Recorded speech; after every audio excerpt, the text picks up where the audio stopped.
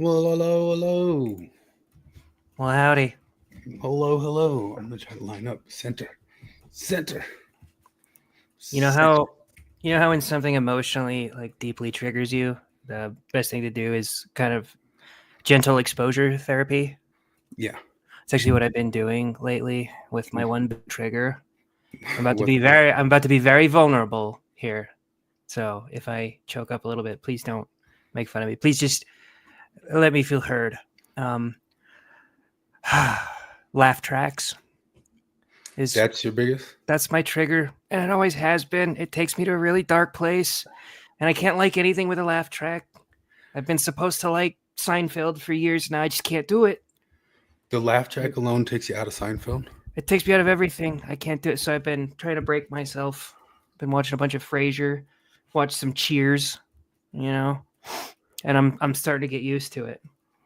I think most times the laugh track does suck. I think Seinfeld gets away with it, though. And you can tell it was real because, like, when Kramer would bust in, the place would go crazy. You can, like, read stories of, like, Kramer getting really pissed that they'd overly cheer because it would ruin his... It ruined his joke. It would ruin his joke timing, yeah. And they started saying it was a problem that they would cheer for too long when he'd bust into the door. So, like, I think in that rare case, you were dealing with a really kind of real reaction of a live audience. But when it got bigger, like when it got huge, I don't know, towards the end of Friends, you had all the gaggly girls who were there to watch it live. I saw some backstage video of that, so it wasn't completely faked like all the way through. But then some shows, like, you ever watched, I mean, everybody's watched by now the what is it, the science one. What's the science one? The Big Bang Theory. Have you seen the Big Bang Theory without the laugh track? Yes, I showed that to a few people who told me to watch Big Bang Theory. They're like, it ruins it. It does just expose it so bad that you're like, what are the people laughing at? I realized, like, the best idea for a YouTube channel is that dude Ryan who does, like, the pitch meeting things. Oh yeah, those are great. Because it really is endlessly funny. And what is funny, he only has like 3 repeat punchlines, which are hilarious. Oh, I know. Well, what really is funny is how bad the scripts are. Mm-hmm. There's no other trick to it. It's just noticing how bad every single script is. Yeah. And it's really kind of mind-blowing how shit everything is. One of my favorites is when the producer will be like, well, why does he do that? And then the pitch guy is like, hey, shut up. Yeah. Hey, shut up.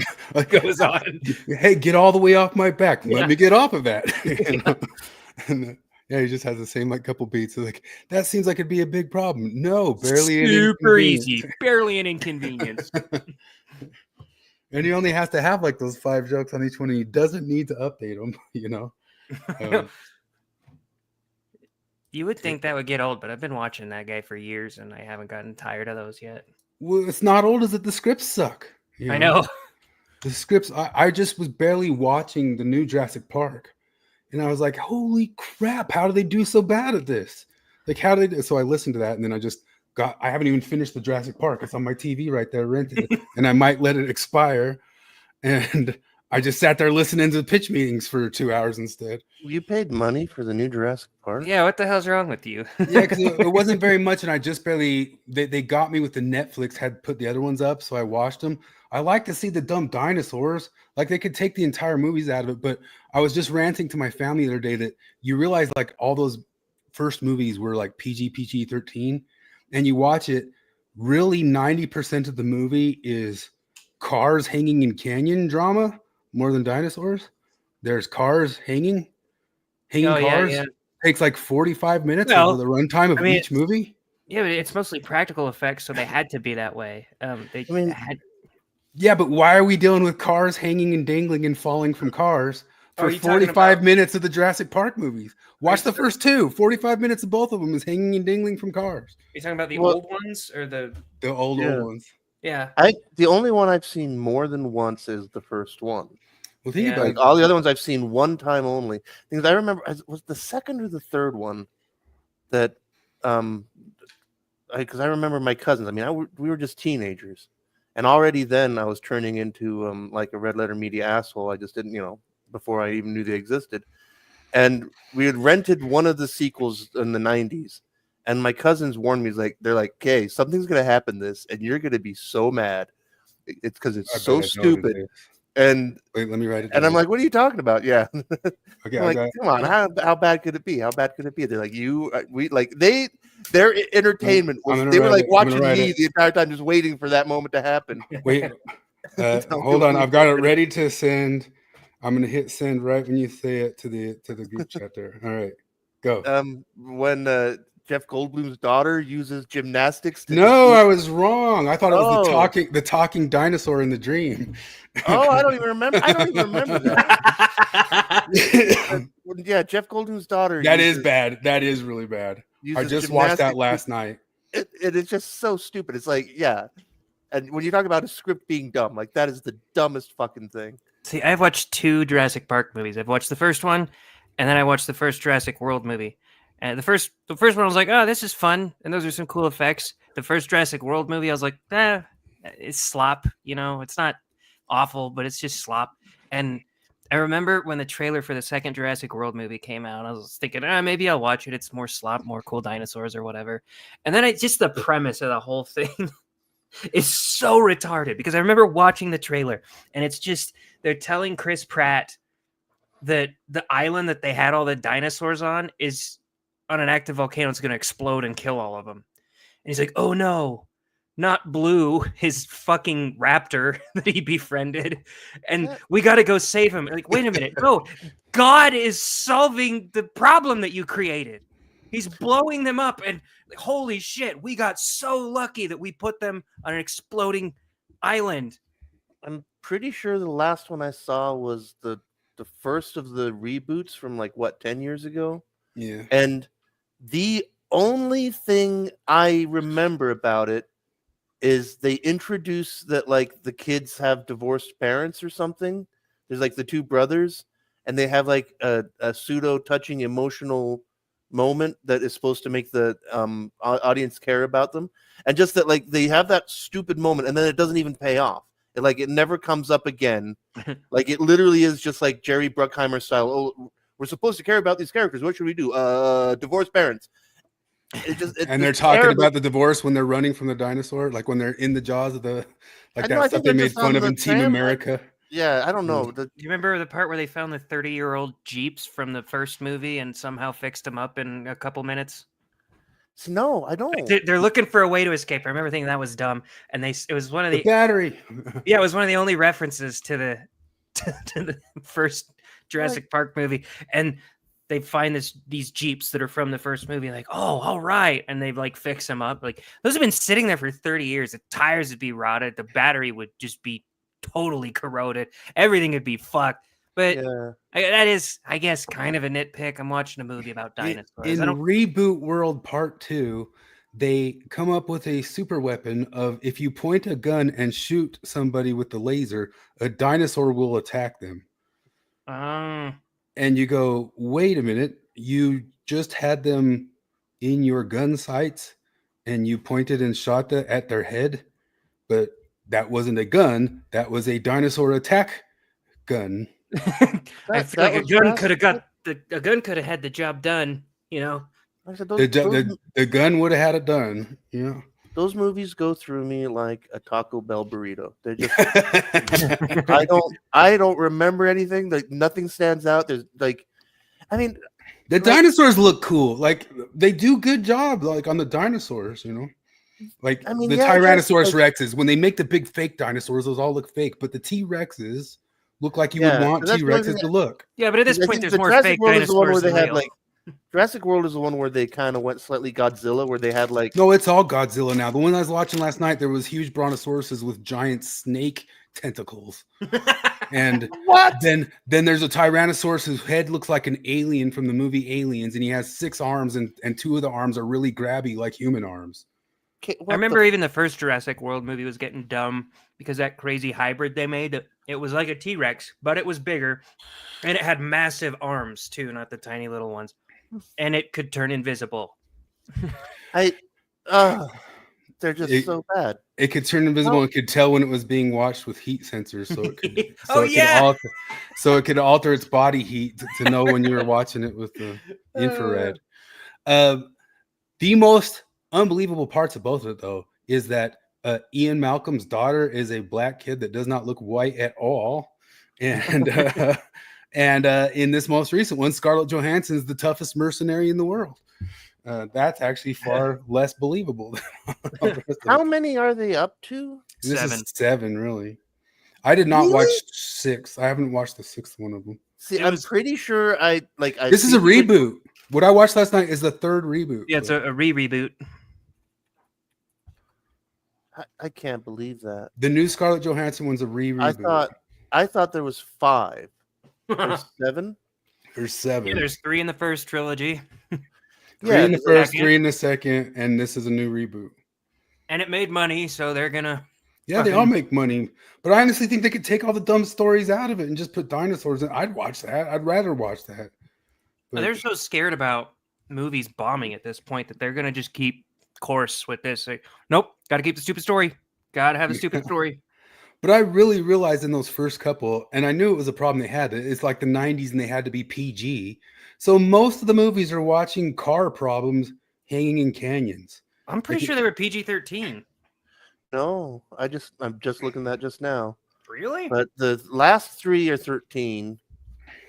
But I think that's no, wait. No, you're right. They are all PG-13.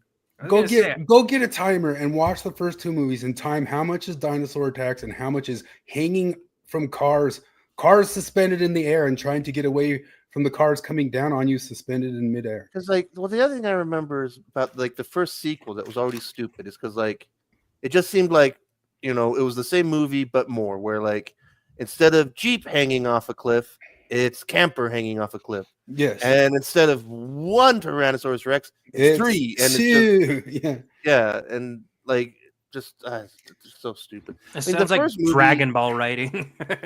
It is crazy to me though that the CGI in the 1994 Jurassic Park stands up. It holds up, good, and it's still better than so much shit that has come out since. It's better than Star Wars' CGI, to this day. Oh yeah, and the prequel trilogy. Yeah, and that's some of the stuff that just mesmerized. The T-Rex is there and looks there.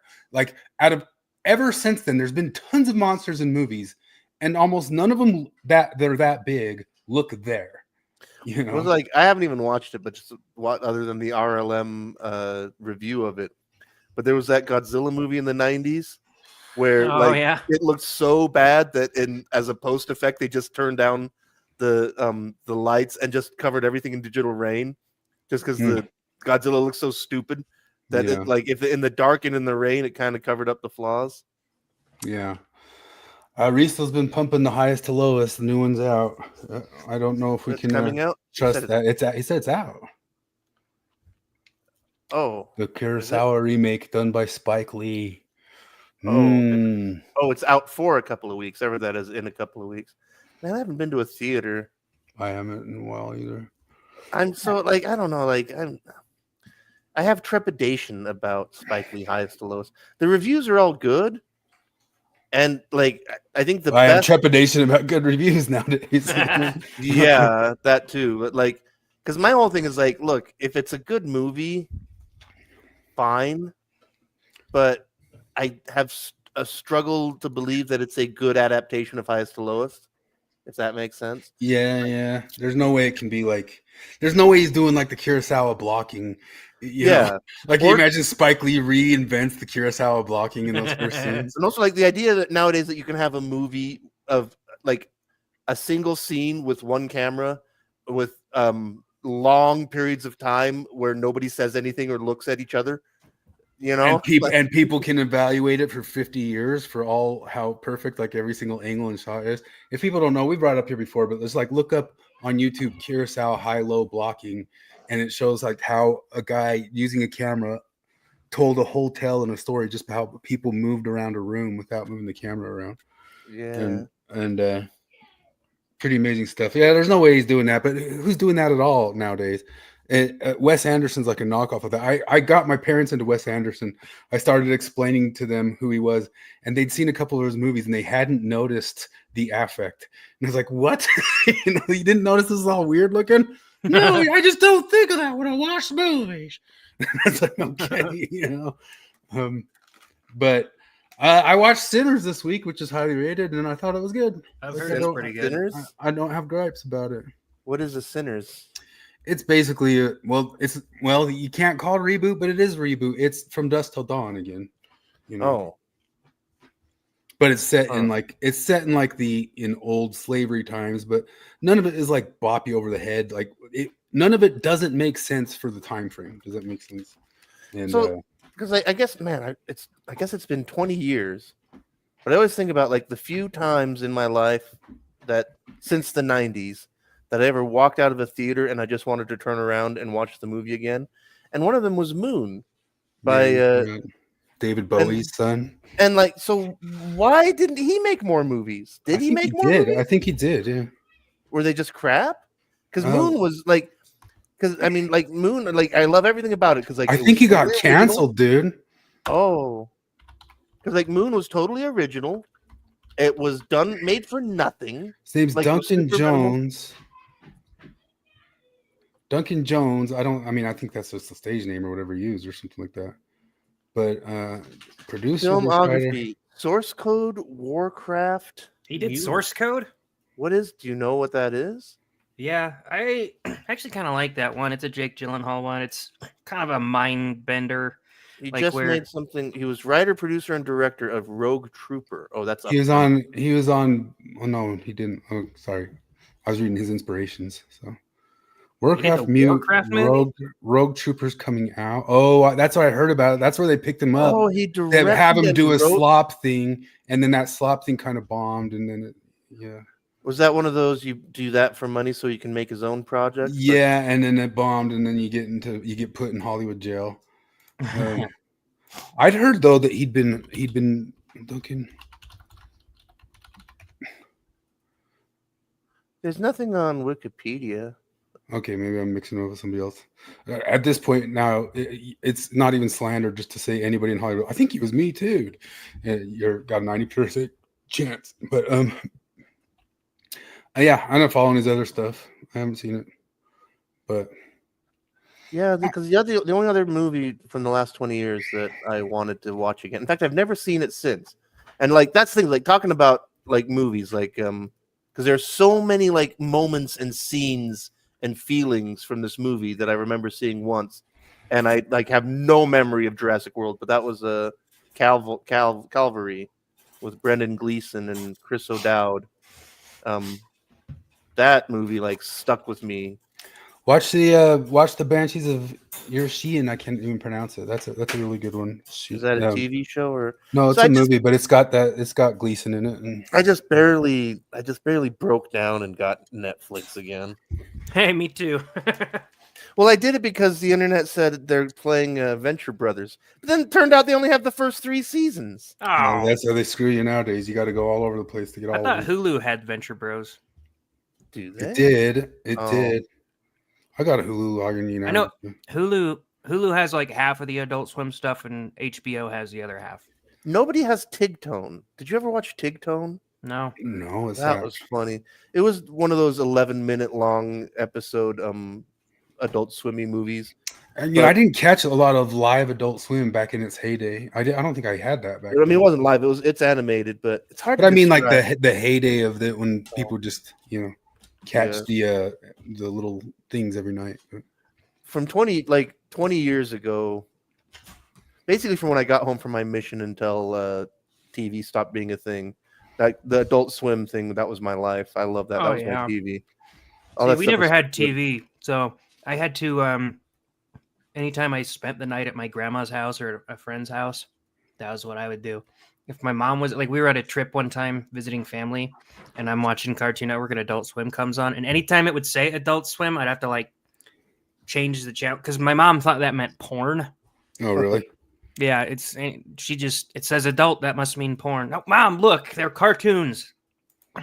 Yeah, my parents would have made me change it for South Park. You weren't supposed to watch South Park. but I was already pretty old by the time it came out, so they couldn't stop me. That's kind of, my dad, neither of my parents, because like my dad didn't really care what we did. He wasn't interested enough in us to care what we did. And my mom, I don't know, she was just kind of, I think, progressive, but she just kind of trusted us to not be stupid, and so she didn't care what we watched. Like I remember when we went to the Hollywood Video when we were little kids. I say little kids, when we were teenagers, and to set up accounts for us to rent on her account. And they ask us, they ask her while we're right there setting it up. It's like, do you want them to be able to rent R-rated movies? And she kind of looks at me. I'm like, well, what about Shawshank Redemption? And she's like, yeah, okay. That's awesome. My parents didn't allow any of the R-rateds, although we got to watch Schindler's List. That was like, and Glory. I guess that also has ramifications for today. You can't watch. I mean, what did the boomer parents make exception for? The slavery movie and the Holocaust movie. I mean, who would have guessed that was already kind of going on under my nose that whole time? But for some reason, the only TV shows that caught her attention we weren't allowed to watch were Married with Children, In Living Color, and South Park. See, I never wanted to watch Married with Children or In Living Color. I always thought they were not good. In Living Color was good. Was it? Yeah, if you watch, people won't release it today, and because it's got just too much way non. I do. I like that one Jim Carrey skit that goes around that. I'm gay. Is this line for homosexuals? Yeah. Haven't you seen the one? Like, there's one just recently where there's no way they're going to release it, but they're pointing it out that Jim Carrey, now that he's all woke or whatever, that he had a totally Indian one. He had a whole one where he did the Bollywood thing, and he was all painted up like Bollywood people. But then he did the female bodybuilder and all that sorts of stuff. And then there was the two gay movie reviewers, and it was just way too non-PC. But did they have the super retard? The guy who was like, "I'm super retard," the homeless dude. They can't release it nowadays because it's just too un-PC. Huh. But Tawanda, the super ugly person that Jamie Foxx played. I like Kids in the Hall. Kids in the Hall was good. In the reboot of Kids in the Hall, I think they did bring back Cancer Boy, didn't they? Yeah, those are all ideas. Always Cancer Boy. Because that Cancer Boy was invented as like they wanted to challenge themselves to make the most offensive comedy ever, and they came up with Cancer Boy. I'm Cancer Boy. But like the thing is about even then, even when they're trying to be offensive, like I was thinking about this the other day about how like Cancer Boy is basically an affirming message because he ends every single bit he does by saying every day's a gift. I think their movie Brain Candy would have been a bigger hit if it had come out today than it did back then, because at that time frame it was a strange thing of like talking about the whole world getting stuck and broken off of SSRIs. In the 90s, people are like, what are they talking about? What are they doing? Like nowadays it just be the RLM guys reviewed that, and I think they kind of hit the nail on the head. Is that like that movie fell apart in the third act. Like it needed to have the script punched up, but that was a great movie. Yeah, it had funny stuff. I didn't like the reboot though, just like so many other reboots. Almost nothing in it really made me laugh except for the naked scenes. When I watched it, I mean, I remember liking it, but I don't remember too much of it. But the Whitest Kids You Know, man, that was solid stuff. Oh, that was great. And the thing is that Trevor Moore died.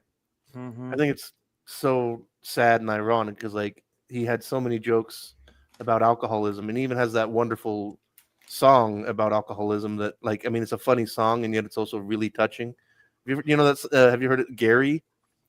I don't know. It's a song about his friend Gary. It's actually a really, really great song, and like I say, it's kind of touching because it's him singing to his alcoholic friend, and the chorus is like, I know that life is scary, but I don't think you'll make it, Gary.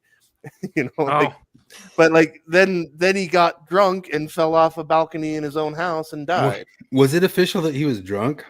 I don't know if it's official, but I think it's pretty likely. The guy was a legendary drug addict. And I think Obama did it after he threatened to kill the president. He was making a secret movie about the pedos, and that's how they got him. No, it's because he threatened to kill the president. He really did? No, he had that whole sketch about like, you can't joke about killing the president. You can't joke about launching a rocket from this rooftop right here. That actually pretty good. South Park, actually, that was one of the times South Park, I think, I'm getting probably accidentally ripped off somebody else where they can, like, you can't even be coy about joking about killing the president. Or it's like, nah, that's one that you got beaten to, South Park. Why does Kid You Know did that joke? Yeah. Somebody got to Trump as Hitler and has a small penis a little bit before them, too. But they were just barely behind, just right behind. They got scooped like a week before by somebody. I don't know, Kathy Griffin or somebody said it first, and just scooped him like that. That huge galaxy brain, Kathy Griffin, just scooped him a week ahead or 10 years ahead. That was pretty weak because those dudes definitely know how to make fun of Trump. Because the Garrison shit was fucking perfect. Yeah, that really was. I still rewatch those episodes, and his fucking campaign slogan, "Fuck them all to death." Beyond making fun of the current thing, one thing that they've always delightfully surprised me about my whole entire life for 20 years has been, what are they going to make fun of this week? Oh my gosh, it's going to be this huge thing in the news. And then it isn't. And whatever they come up with is equally interesting and wild, and like will even set the news and change people's attention over to this whole other thing that nobody's even looking at. And it's almost never the exact square on the nose thing in the news, but then they make the news by making something else huge and newsworthy. Like they've so many times zagged right when I thought they were going to zig, you know what I mean? But what you can do, it wasn't on yesterday because supposedly, and then Paramount announced that they are censoring a bunch of their shows. Censoring how? A bunch of their shows aren't going to be on. A bunch of South Park's shows. Yeah. The whole catalog's going over to Paramount, and there's something like 18 episodes that are a little bit censored, 5 completely. Yep, all that stuff. So that's like in Aqua Teen. There's that one episode that's really hard to find anywhere because they always get rid of it, where Shake gets bitten by a radioactive black man. And then he becomes black, and he just starts doing blood shit. Like, they try to push him in the water. Shit, man, I can't swim, man. Shit. That's such a great episode. I don't understand why. I don't understand why that's taboo. Like, it's a double standard where it's like, you know, hey, African Americans have a culture. Neat. But you can't fucking make fun of it. Why not? Unless you're also like black. The entire rest of Boondocks gets a pass. I guess so. Because, like, I don't know. It's like this thing gets me back to thinking about, like, The Simpsons. When they're like, oh, Apu, you can't have Apu and Dr. Hibbert anymore because of racial stereotypes. Oh, the new Dr. Hibbert voice is so bad.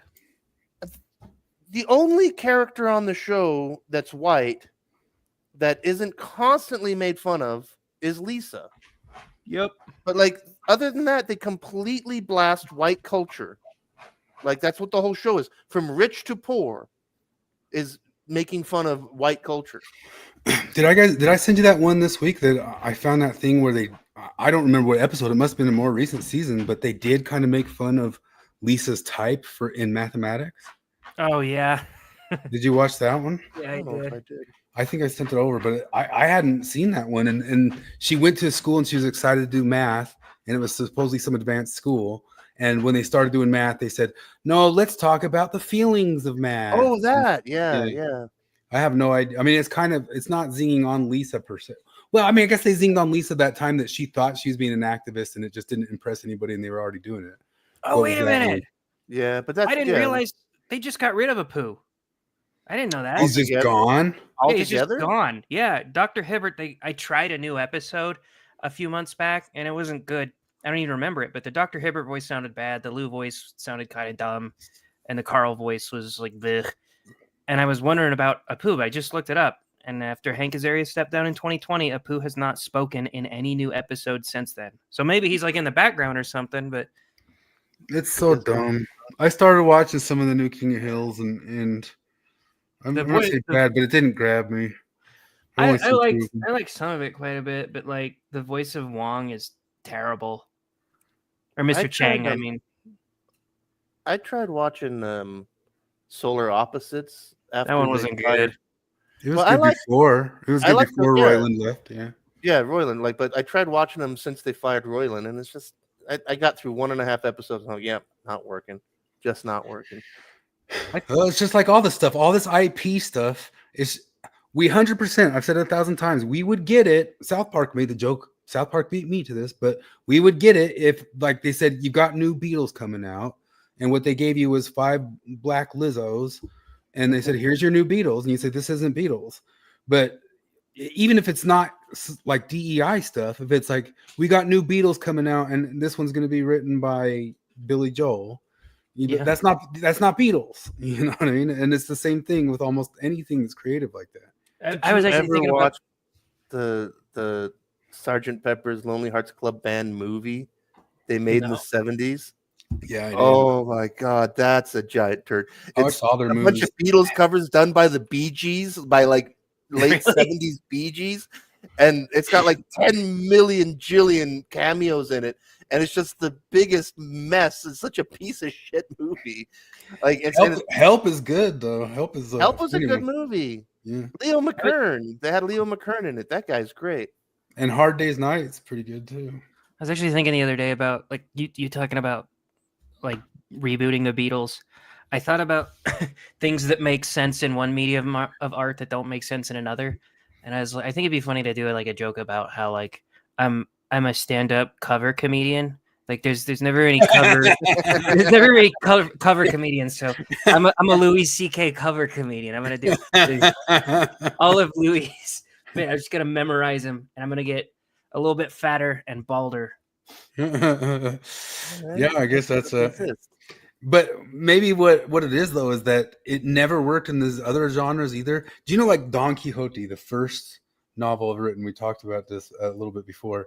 Had that it was in the time before you could like copyright like IP, and so it had a bunch of shit sequels, and we're talking like the 1700s. But a bunch of people like the sequels for Don Quixote were not Cervantes, you know. And have you ever read Don Quixote? Yeah, it is fucking funny. Like it, yeah, it's way good. It feels like something. It's pertinent now. Yeah, it feels like Arrested Development. I'm not even kidding. Mm-hmm. That's how absurd it feels. I never read. I need to read it. It's funny as shit. Is there a good book on tape version on YouTube? I don't know. I just have. Yes. If it's in the public domain, YouTube's got it. I guarantee. Yeah, it was written in like the 1600s. So is it read by Javier Bardem? I want it read by Ron Howard because I can't read it without thinking of Arrested Development. You could probably get AI to do that for you. Yeah. Okay. Give me the Ron Howard book on tape of Dr. And now the story of a man who got obsessed with knights. Yeah. It really is St. George in retirement in one certain way, and then delusion, and people think they're saving my Dulcinea and all that sort of stuff. I didn't realize how early in the book I always assumed the windmill thing was like the climax of the book, but that's it's like in the first 3 chapters. Yeah. Anyway. Yeah. Anyway, should we get? I'm gonna bail early, so let's get to the fun stuff. Which fun? I've only got 2 major topics that was fun stuff tonight, and one was Natasha Elver, and the other is Ward Radio. Ward Radio. Well, I mean, it's not. I mean, it's Ward Radio's reaction to the big news of Sherinian dodging the question. Which one? Is there any actual video of the actual? Yes, I have it. If you'd like to watch it. Yes. Yeah, let's do that. I think Flip would like comment on that more. Doka. Let me find where I gotta see.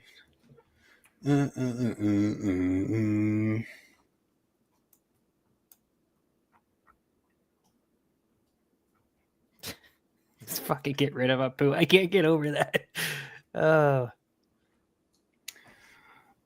Oh, come on. Where did I put it? Oh yeah, that's right. I forget that I send over all of my pictures. This is actually a difficult question. So, are you hearing it? Yeah. When you first came on board, the church, there was a lot of online flack, I would say, and people even, I've gotten a few questions here asking directly whether or not you support the family proclamation, and how was that for you when you first came on board? Has it improved, and how do you deal with that? I've learned a number of things, and I've taken counsel from some people that I admire and love and that I sustain. And one of the things that I've learned is to study carefully something that doesn't come natural to me, and that's in Doctrine and Covenants 101, I believe. I guess there should be some backstory on this, and the Mormonish podcast did a pretty good job, and maybe you should listen to that first. But some of the backstory to it is that this guy was named comms director like almost 2 years ago, and when he was named comms director, people went fishing all over the internet and found stuff like this that Jacob shared right here, which is that he had this post saying, "Way to go, SCOTUS. Gay marriage is legal all across the states," and attending gay pride parades and stuff like that. And after that was pulled up, he's the comms director, right? He is the head of PR.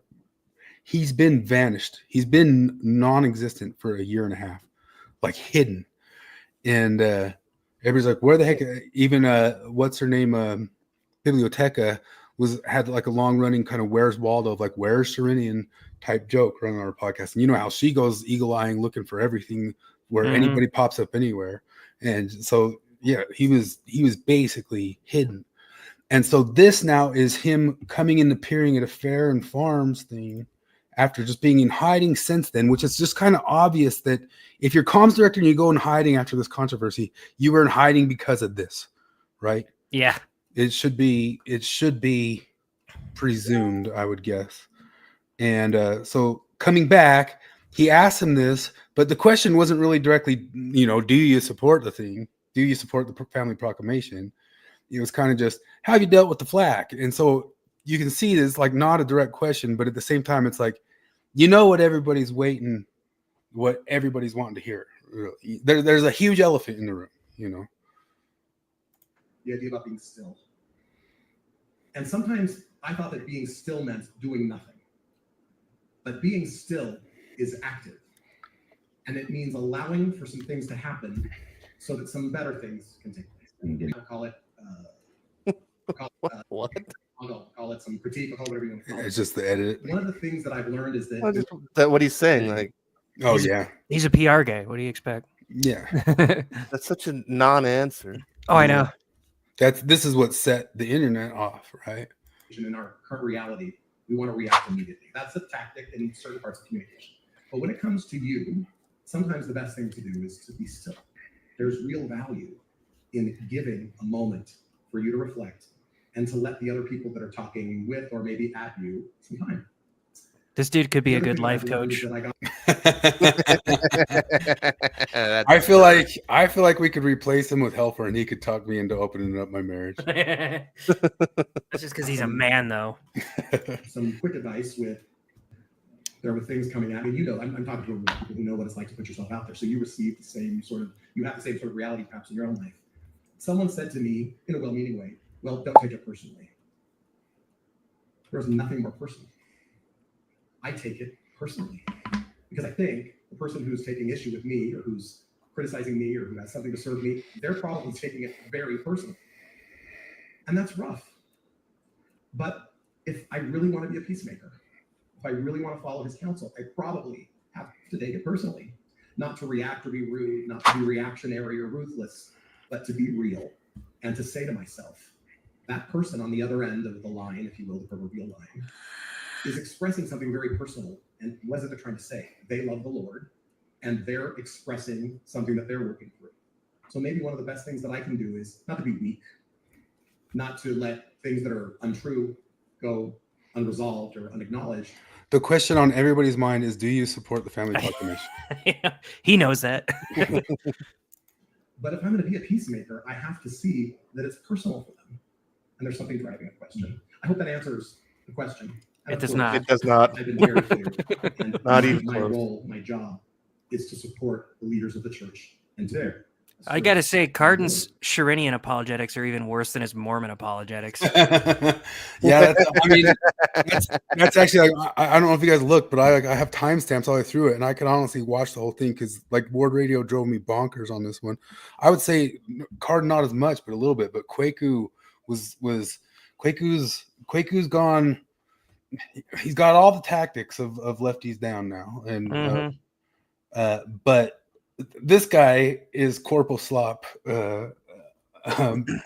manager person. Well, Cardin went off on people calling him an Sherinian an entryist, and was like joking around, like that's absurd. He loves the Lord. I talked to him. I'm like, actually, Risto sent a couple just now in the chat. He sent a couple things of this Sherinian guy, things that he's tweeted out. They're like, he's just a standard lefty activist. Of course, they don't want him being like the head of PR in the church. Why would they? Yeah, well, Cardin just said he was like a 2015 Norman. You could kind of see that, but at the same time, like he was some comms director. I think I have it over here. He was the comms director of. He's not even a normie, I don't think. Like these things. This was in 2016. Chris Mosier on Making History is the first trans member of Team USA. Trans is beautiful. He's done even more. I've only seen those two ones that get on repeat. These are the ones these are way worse. I don't know why Jacob didn't use these. Transgender rights are human rights. Join us in standing up for trans rights everywhere via this place. #LGBT. UN weighs in on #Caitlyn Jenner's bravery and how to support the entire global trans community. He's not a normie. He's a lefty activist. So, or he's full, WEF of that stuff. So yeah, that stuff's even more. I didn't even realize all that was there. Starbase collab. This guy didn't fall out of a coconut tree. But anyway, like if I go over to Mormonists and stuff like that, you got to like notice that very last line that he gave is like, "I support the brethren." It ticked off those guys, like it was enough for them to accept it as a standard thing for like, oh, we support this. Like, oh, we thought you were gonna be an ally, and you're not. And so, I mean, that should be noted that there's just that last little thing of "I support the brethren." Did that, but I was even like pull it up for a second, just the Mormonish review of the whole thing. But they're pissed that they feel like he's backtracking because they thought he was going to be like a full-throated. But that's another thing you have to realize is for a year and a half, those guys were sitting there waiting for Sherinian because they thought Sherinian was the real deal, the thing Jim Bennett's been waiting for. They really, really thought that, Here, real quick. The way he talked reminded me of this. Being authentic, like so much of the stuff that's going on the left right now, like Beto's coming out swearing and talking tough and all these sorts of things. Yeah. And Matt Walsh had like a good thing of like saying like, you guys don't get like, or Newsom's like copying the way Trump tweets and all that stuff. You guys don't get that it never was like about how he did it and stuff. It was just that he's himself and you guys aren't yourselves. That's all it is. We can tell that there's something fake about you. But something about the way Sherinian's talking is like, let me just talk about this off the cuff here. And this little thing and completely dodge the whole thing and give you corporal speak, dodge the whole thing. It reminded me of this. Remember when Garth Brooks first appeared on Facebook? Here you go. Well, I guess it's official. We're now on Facebook. I really wasn't sure about this at the start. But then a friend of mine said something that just made sense. She said, think of it more as a conversation. I like that. What I'm already finding out on my own. So it's wiping the walls out between you and me. And I really like that. It allows us into each other's worlds, or I guess in my case, a hotel room. When I think about things I want to post cool stuff, slick stuff, neat stuff. But most of the stuff I'm going to post is going to be raw stuff like this. It's just who I am. Conversation. Then I say, let the conversation begin.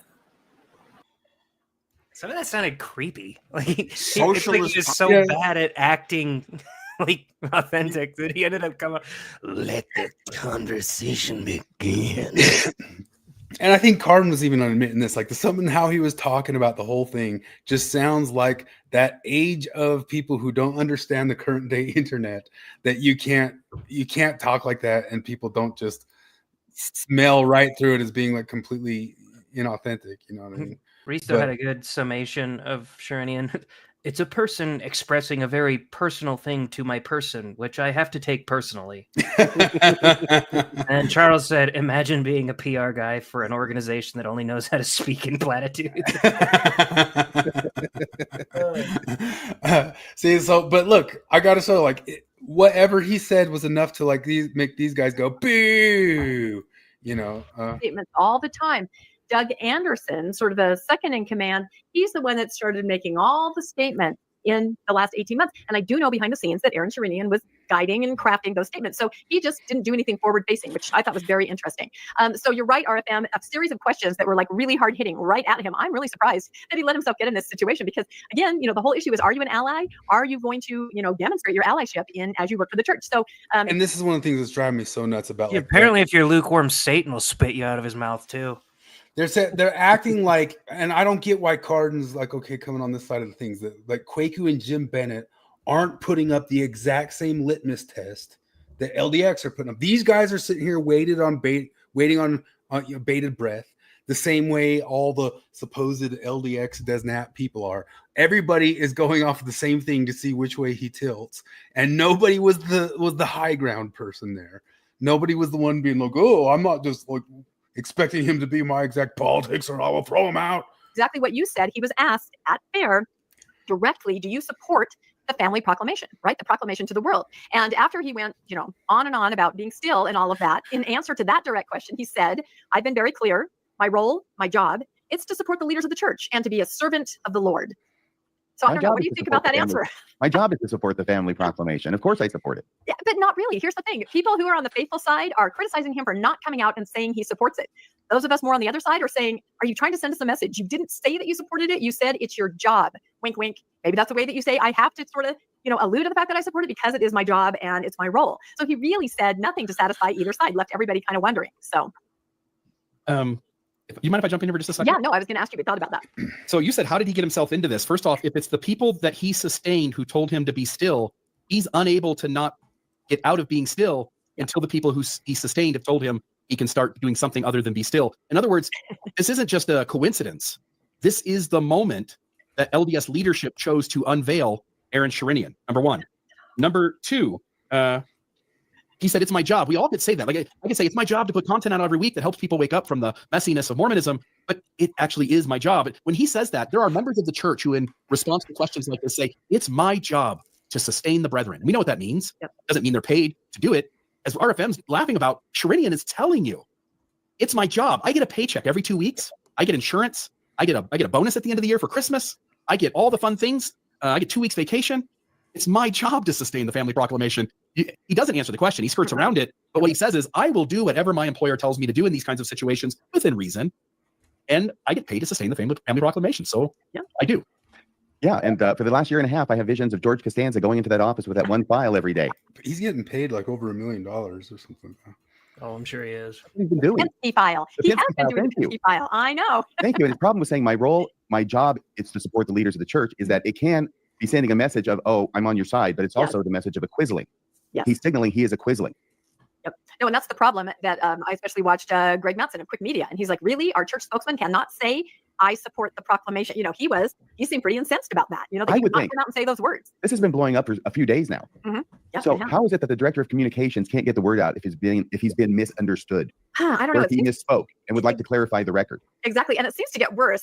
And I know you guys showed the videos, but to me, I like to kind of read what he says. It kind of hits home. So another thing that he's asked, a very direct question, and these are questions from the audience. The moderator was reading them. So here's a question from the audience to Aaron. How do I try to support my LGBTQ brothers and sisters while standing for the family proclamation to the world? I find it hard to balance that line. Mm-hmm. There's a reason they're asking Aaron this, because we saw the social media. He seemed to be an ally. He seemed to be doing that initially before he became still for all that time. So Aaron says, I think the answer is love. I think that's what I've learned from this room. I think the answer is love. It's obedience to what is truth. It's following our prophet. It's loving people in our lives, which is just like stringing some random things together. It's love. They hire fucking Kamala Harris for this shit. Well, Kamala Harris was trained in corporal slop. You know what I mean? I'm so glad whatever that world is dying away, because I think like sometimes people maybe don't know how bad corporal slop was even in the 90s and 2000s. Like everybody had to learn this corporal slop way of speaking, and the world's getting more authentic because everybody's sick of it. And that's one bright side of the internet, I would have to say. But you do seem like Garth Brooks if you're sitting there talking like that, like all this time later, or like Kamala Harris seemed like, you know, what did Bill Burr, the one joke he dared to say about her on Silent Live is she was the what was it, like a real estate agent who talked through her nose or something like that. Like the prophet. What did you guys think of that answer? It's balderdash. He's a hack. He's not actually giving you anything useful. He's not actually telling you any steps you could take. He wants to tell you, I sustain the brethren, but I don't support the family proclamation. That's what he's saying. And in this instance, he's saying, I want to be a temple recommend job holding Mormon in this entity's organization. And I want to be able to sustain LGBT people and acknowledge that they don't have it fair. And this is the best I can do. He's not a hack for what that thing was for 30, 40, 50 years. Like, RFM is a lawyer. He's the last guy that can complain about just saying what the client wants you to say. Like, that's all lawyers are. And you get paid big time to do it right. And the problem is that it's more the zeitgeist that's not right anymore. It's like the churches, they say the church, Quake, who says the church is always behind on civil rights eras, but they're kind of more behind on managerialism here. Like the Disney era is dying, the NBC era is dying, like the actual inauthentic era is dying, and he's still giving corporal speak answers there. The church, I've actually cracked the code. It's not so much that they're 20 years behind, 30 years behind or whatever. It's that once something becomes uncool, they'll be like, all right, now you guys can do it. Because that's what, like tattoos, they're way less big on tattoos, and tattoos are starting to become uncool. And so they're like, you guys can do it now. Now that it's lame. Yeah. So I came up with this. Well, I don't know if I can like do it in beat. Aaron, the PR rep on an investor call, came to calm the media with corporal speak for all. Mean tweets could not phase him. He does it for company, and he saved the church's score for ESG.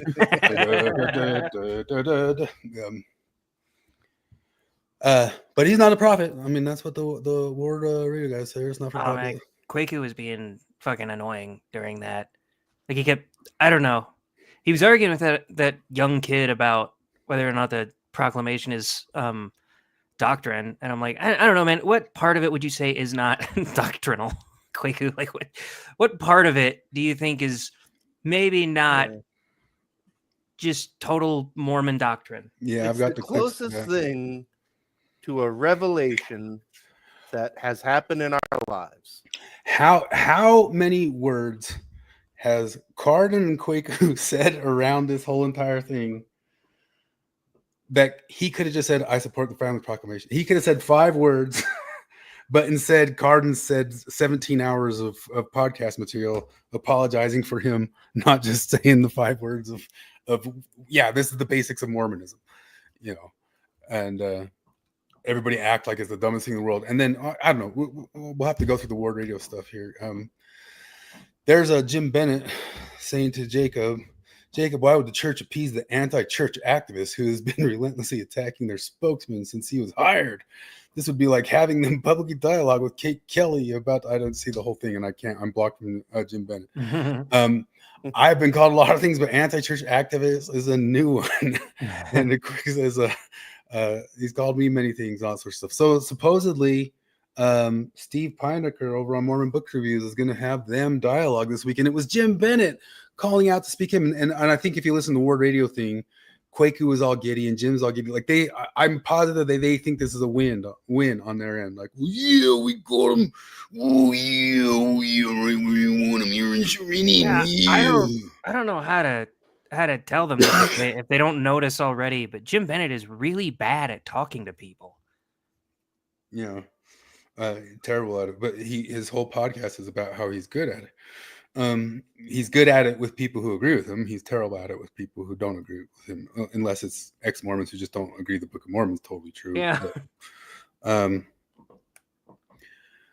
But like, just I mean, because I don't know if we've already mentioned it, but Cardin, like these guys have talked so much about how like, hey, we're the church with revelation and eternal truths and a message for the entire world about the gospel of Jesus Christ. And then this episode, like, well, of course we need to obscure our values for marketing purposes. Like we don't want to scare away global homo, and we need to say it all exactly right. We're not a beacon on a hill. We're a sneaky entryist into global homo, and like straighten them out from the inside. And I wonder, like, how do you guys not realize that you're directly contradicting not just yourselves, but like the whole idea of the restored gospel of Jesus Christ on what we today, thought was the idea, and a message to all the world, like a proclamation to the world. And unless we're trying to, improve our ESG score, and then it's a proclamation to you guys, and then keep it under your hats. Please. It's a lukewarm statement. It's a mild suggestion to the world. If you want it.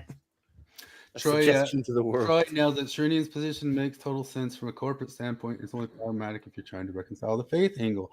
Yep. That's 100% true. Are you a beacon on a hill and you're sure that Jesus will take it? Well, I was thinking about this. They might be giants. Triangle Man song. Particle Man. Is he a dot or is he a speck? When he's underwater, does he get wet or does the water get him instead? And I started thinking, if the WEF gets the Mormonism, does the WF come down with a case of the Mormonism, or does the Mormonism come down with a case of the WEF? Who catches that cold? Who is the bug? Who's the entryist there? And who is the And then I looked up. I went on Grok and I asked Grok who would win in a civilizational battle between the Borg and Pod people. It's like you had all the Pod people who were trying to take over the Borg, and all the Borg that were trying to take over the Pod people. Who would win? And Grok said the Borg would win because they got higher tech. But if we're talking about something that I mean, maybe that's what Christianity is for the past 2,000 years, like some sort of like idea meme that goes in and invades everything. Like when Constantine picked up Christianity, was everybody going like, "Oh no, Christianity's gone to the WF of Rome. Rome's taken over Christianity," or was everybody like, "Oh no, Rome's caught the Christianity"? But which one has more of the will to power? Which one has more of the Borg power? Which one's the Borg and which one's the Pod people? Because we know they're both trying to just take people over and Google gobble one of us. But which one has the stronger level of it? I think right now at this point in history. But you have to say that the fact that I sit here concerned for the church, that if they get the WF inside of them, that they will lose to that. Maybe that's just a sign of lack of faith on my end that they're not the Borg, that they're the Pod people instead of. Does that make any sense? What I'm saying? Yes, no. Yes. Yeah. I kind of checked Which out. one is, I was in the middle of something. Which one is the infiltrator? I think the church would get more WEFE than the WEF would get churchy. So is that just because of our lack of faith? Because if you were a Mormon person, could one of your apologetics be, yeah, we should get into the WF because we'll change them? I mean, okay, you could say that in the short term, the church would just get more WEFE. But maybe after, 100 years or so, they could missionary their fellow world conquerors. I don't know.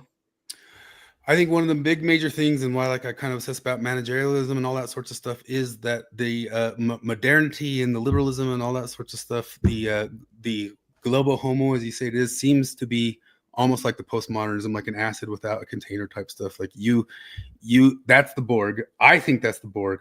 But maybe if you really thought your Christianity was the powerful thing, you shouldn't be afraid of the Borg. Like, would Christianity survive the Borg?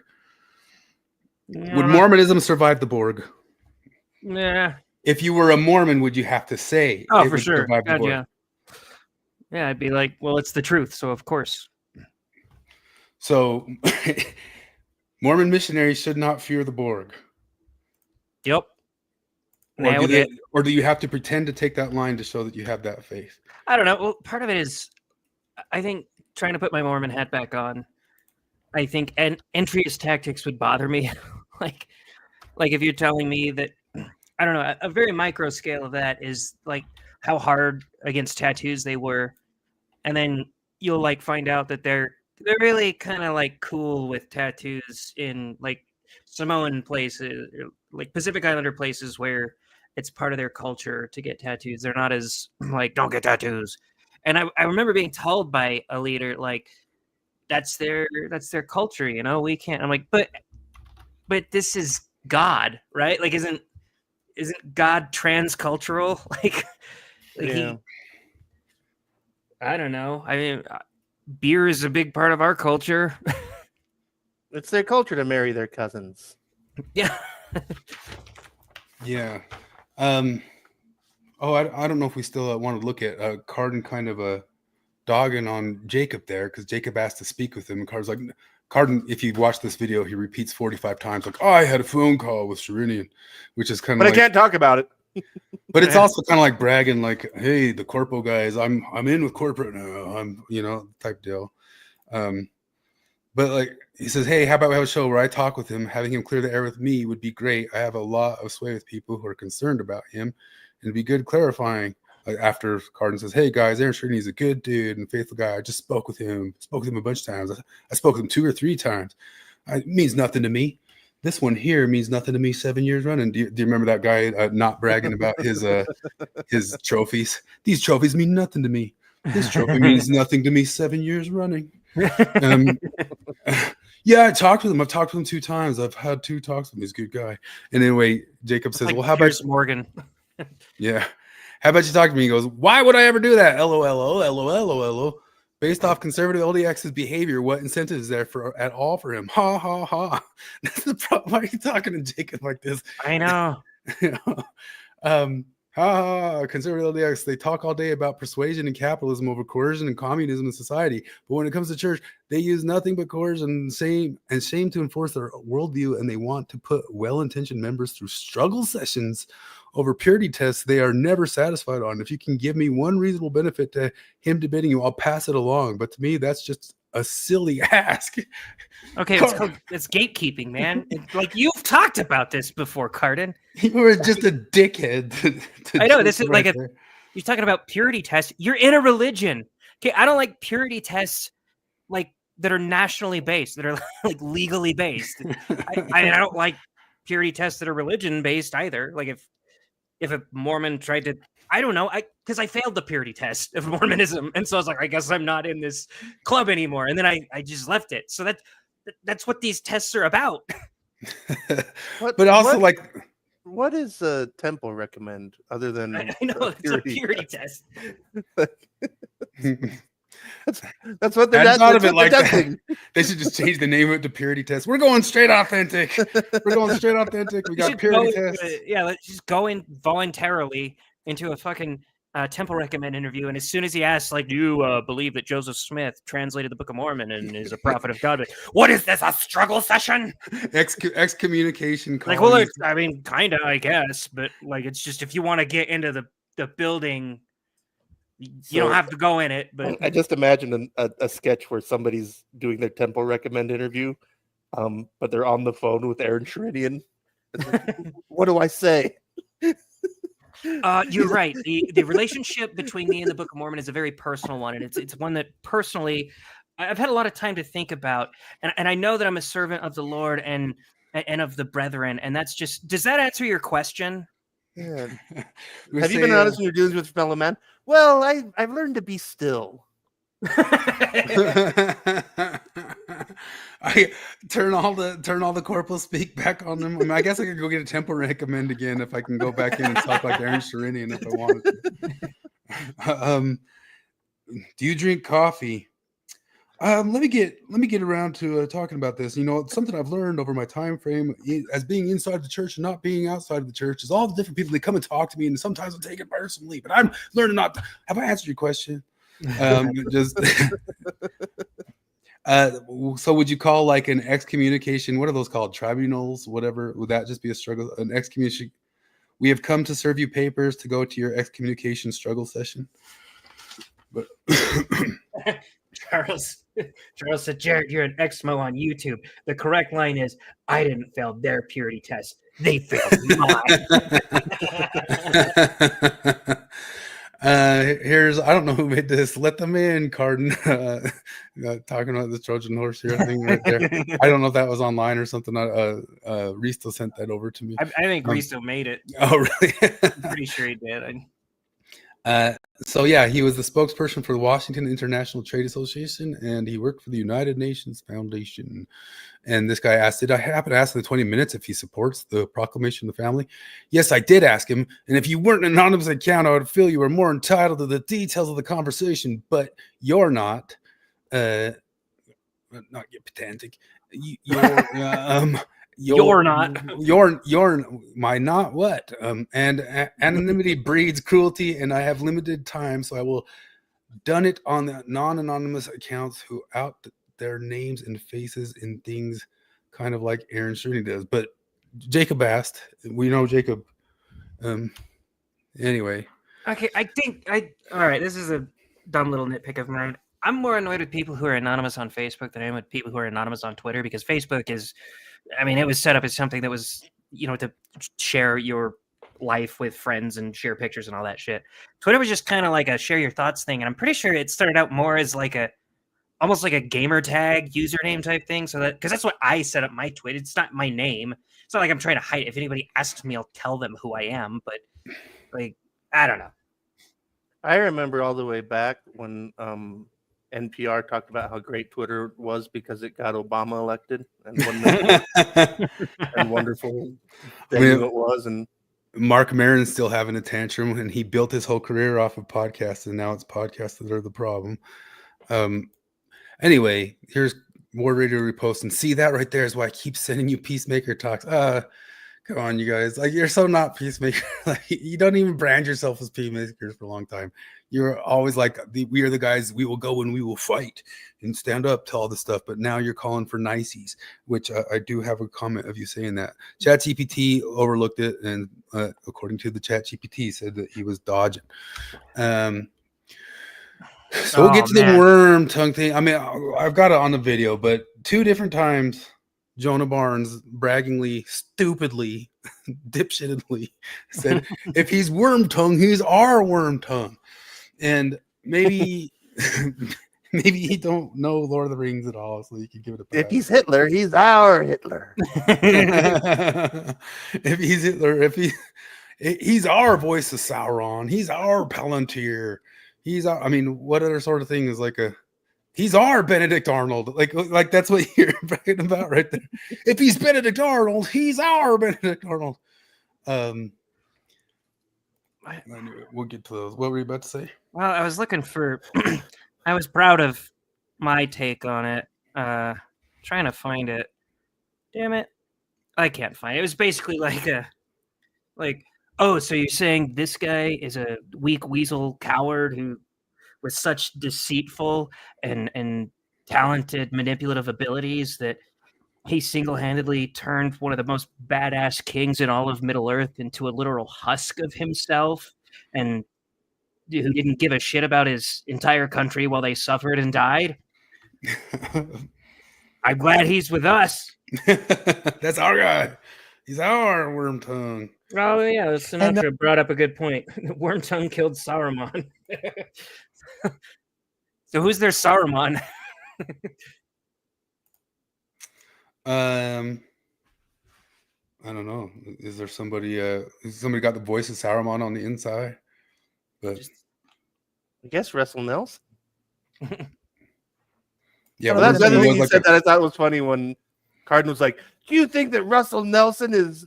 I can't remember exactly what he put it, but it's like, basically like, do you think Russell Nelson is wrong about this guy that he's put so much work and research and all this stuff? It's like, Russell Nelson is 100 years old guy. He's not doing a lot. Like,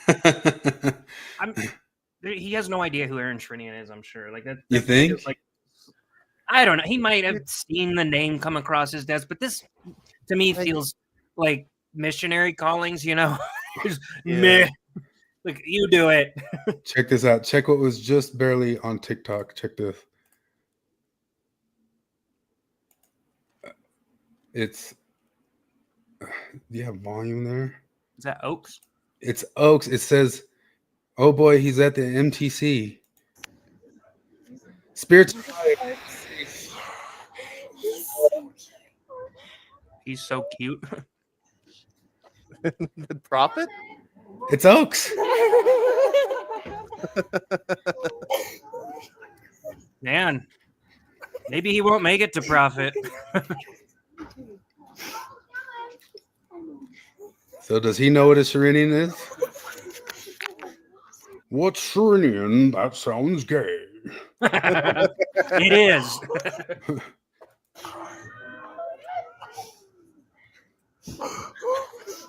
This is exactly what I'm talking about when I was in the MTC and they're like, just wait till Tuesday. I'm like, what's Tuesday? And something like this walks in and I was like, really? Like, this? Yeah.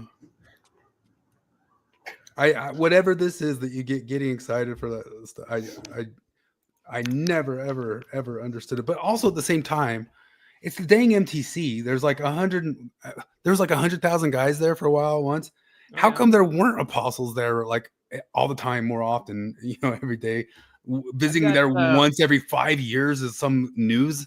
Well, I got Holland and Nilsson when I was there, but that's because I was there during Thanksgiving and Christmas. So I didn't get an apostle. I got some 70 and they acted like this with him. I don't even remember the guy's name. We got a 70 and he just told us we weren't that great. On my mission, we got, I think, Richard Scott. I like We that. got a Richard Scott. I wouldn't have fanboyed, but I like Richard Scott. He was my favorite. Yeah. Anyway, OG of do you guys have the timestamps of this one? If you want to jump to anything, Radio hoodies. I know. Well, you know him well and love him. He's going to be I think very content to opine on this subject. What are we talking about?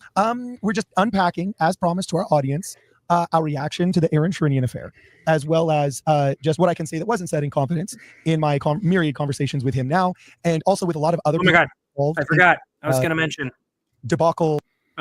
Take a shot every time Carden says myriad. I didn't catch that one. Oh yeah, he fucking loves that word. I don't usually like pick up on overuse of words except for McClellan's because he uses like those 10-cent words over too much. But if people like overuse some, what's one? Oh, I noticed somebody kind of. It didn't bother me, but Victor David Hansen always says, "My point being," he says that really, really often. I've picked up on a couple of them, but they don't bug me unless it's like McClellan using one that's totally not a part of like normal speech, which he got spanked again by that Gagnon dude today, which might be worth bringing up. I won't watch like the whole thing, but the guy's just pointing out how McClellan is just playing with words. Like everything is just ultimately, well, it didn't say you couldn't have incest with your half daughter, type stuff, like getting lawyerish with the wording. And Kwaku does that all here. And it's just the easiest game in the world. It's so funny because like I call it Foucauldian, like you go and point out to people, it's like pulling like a Derrida and Foucault, like getting like all particular about words.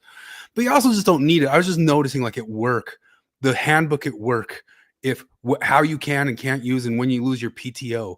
People know how to get Foucauldian and Derridian without ever hearing the word Foucault and Derrida ever in their lives. They go and read any sort of thing and they can twist it into their favor or twist it out of their favor. Oh yeah, you try to decipher union contracts and you'll find out real quick that postmodernism is just something people have in their fucking mind.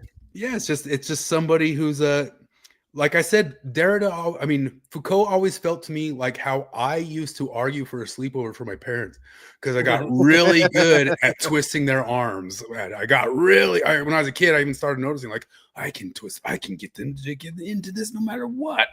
And whatever he figured out with that, you feel like Derrida's just doing that same complaints to society that doesn't let him boink kids. Starbase Collab brings up a good point. He says, at least he doesn't say myriad of. I'm like, That's actually, I thought of that when I heard him say it a million times. And I was like, I think that's why he says it so much. To signal to other people that he knows how to say it right. I know he learned like a week ago that you don't say myriad of. I feel that's what like Britt and Dan McClellan do with data. Like if they're going to use the plural of data, they use the plural of data correct is to show that shows I'm like from MIT, man. I'm from MIT. I used plural data correctly. You want to go full that way? They should talk about one data point and just say this datum. Yeah. Well, so I mean, we're gonna get to it because I guys will listen to the whole thing, but Kwaku starts lawyering out the proclamation of the family. They're like, does it say everything specifically exactly? It's not really like the words of God and stuff like that. Let's read the exact wording and the exact lines of it. And that's just what I'm saying is like, give me the exact wording, exact lines of anything. And so these guys say nothing will ever please LDX. But what rewording, like what these guys wrote in 1995, everybody knew what they meant. These guys didn't go, oh, let's leave it vague for future alterations for Deridian minds. You know, they knew what they meant. They knew what they were talking about. Everybody knows what they were talking about. That the family's just a family, and it's husband, wife, family, kids, you know, this type of stuff. Everybody knew it. But Kwaku says, no, we need further light and knowledge. We need to get more specific. And these guys say, and that wouldn't even appease the LDX people. What could be rewritten in the proclamation of the family that would appease Jim Bennett and Kwaku? Like, would they say, okay, now that's canonizable? You've specified out if half-sister incest is okay or not. That's what McClellan was whining about today. It doesn't get really specific, and it says what part of the world they're in and what type of incest. Kwaku gets so fucking pedantic in this thing. Like when he asks the guy to name like one principle that the thing lays out, and he's like, there's a lot of them in there. It's we once lived with God in heaven. It's like, no, that's a doctrine. I'm talking about a principle. It's like, what? Yeah, what? that was bullshit. Like, yeah, that was really dumb. So I guess we'll just pull up the moments because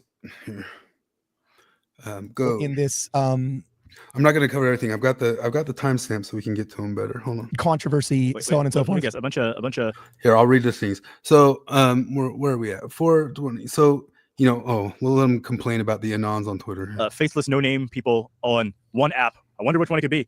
Are mad at Aaron for answering a question for not answering a question he wasn't asked, and they've created a false idol litmus test to try to get him poached from his job, even though he was chosen for that job by the prophet. Do they think they know better then? Yes. Okay. So basically, Drew, Joseph, are you familiar with the Aaron Sherinian fair? So he explains the thing a little bit. He calls Aaron just a normie lib of 2015, but I think that we've already covered that. That's not true. Rista pulled up all that extra stuff. Like, he's not a normie lib. I wouldn't have called that a normie lib of 2015. No. I could have seen a normie lib putting up just the White House thing and saying, hey, good for them. You know, I could see that. Oh. But that other stuff was like, no, he's full Budweiser there type stuff. And Fair, the kid notices that Fair doesn't do apologetics anymore. I don't know what exactly they did, but they said there was almost no apologetics at like the whole weekend or something like that. And it's kind of funny because I was saying to Alejandro got really upset at all the people on Twitter. Like, everybody's like commanded to come down, even lobsters to come down on the people, the anons of Twitter and all that sorts of stuff. We got to be nicer and better. None of this is working. And I'm like, this is at the Fair and Farms, place. Who was a bigger bombastic dick than Daniel C. Peterson, who was just the Fair and Farms guy for 20-25 years? And all he ever did is he talked about anybody or talked about any Exmo or any critic. It was just to shit on, I'm not even saying, I'm one for blood sports. I'm not even saying he's bad for doing that. I'm just saying, like, that's not the place to be on the high horse. That's always the thing. You guys aren't on the high horse. You, Kwaku, you, Cardin, aren't on any high horse. And Daniel C. Peterson isn't on any high horse. Nobody's on a high horse. Anyway. Fair doesn't do apologetics anymore. What are they doing? Well, they don't need to do apologetics anymore because they answered all the questions like 100 years ago, and there's no new issues. People they're all old now. Previously debunked things. That's an old thing. That's an old trope. Everything's an old trope now. So I guess it's done. Here, I'll just play it 10. Awkward, walk away from the podium. Then they had a couch sit down over there, and it's like, I don't know, why not just have a second podium or something? I don't know. But they go over there and they sit down. And they specifically ask, if you have any questions, audience, will you text us your questions? Mm-hmm. And 3 or 4 people in the audience actually text, do you support the proclamation of the family? And so Scott Gordon gets up and he says, hey, I'm getting a lot of text. A lot of people want to know whether or not you support the proclamation of the family. I know when you were hired, you received a lot of flack for this. Like, how did that pan out? How did you, react to that? And like, what kind of other advice would you give anybody going through the same situation? It's a horrible paraphrase, but I was there and that's what I saw. How many questions did I just ask you? Kwaku, Joseph, Austin? Like 4. That was like 4 questions in one question. Wait, so they're mad. LDX was mad because Aaron Sherinian didn't give them the answer they felt they deserved, and didn't give them the answer that he was even asked. So, and his job is to appease them. That's why he was called, right? Well, I think it behooves. He couldn't have given an answer because he's there to represent his. As a comms director, I think his answer would be to answer a question. As the comms director of the church, it seems like there's not much. Like the only safer question to answer in the affirmative would be like, "Do you believe that the Book of Mormon is true?" Yeah. If somebody asks, like, "What do you think about the family proclamation of the world?" I believe in it. But even the main reason it also wasn't asked directly is because everybody's on pins and needles about it, and they know they have to be on pins and needles about it.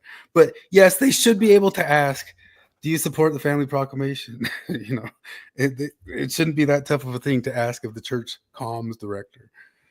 I guess in his job, he's there to represent the church, his client, and something personal comes up, he just is like, well, I gotta. And also people on X it's known for being an app with the most reasonable people. It's ridiculous. I think that's Kwaku, who's the king.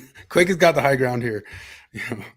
That's a bigger issue. Well, I was going to say that's what this is going to veer into. I have a feeling. So anyway, he gives an answer that's kind of.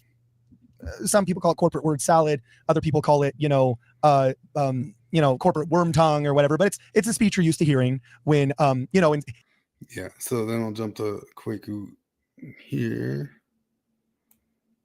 The family, and then just like screamed with a Colt 1911 full of blanks as he fired through the roof of the Thanksgiving Point barn where this was located. Sure, that would have been great. But Cardin's saying he wished he just slam dunk just said the thing.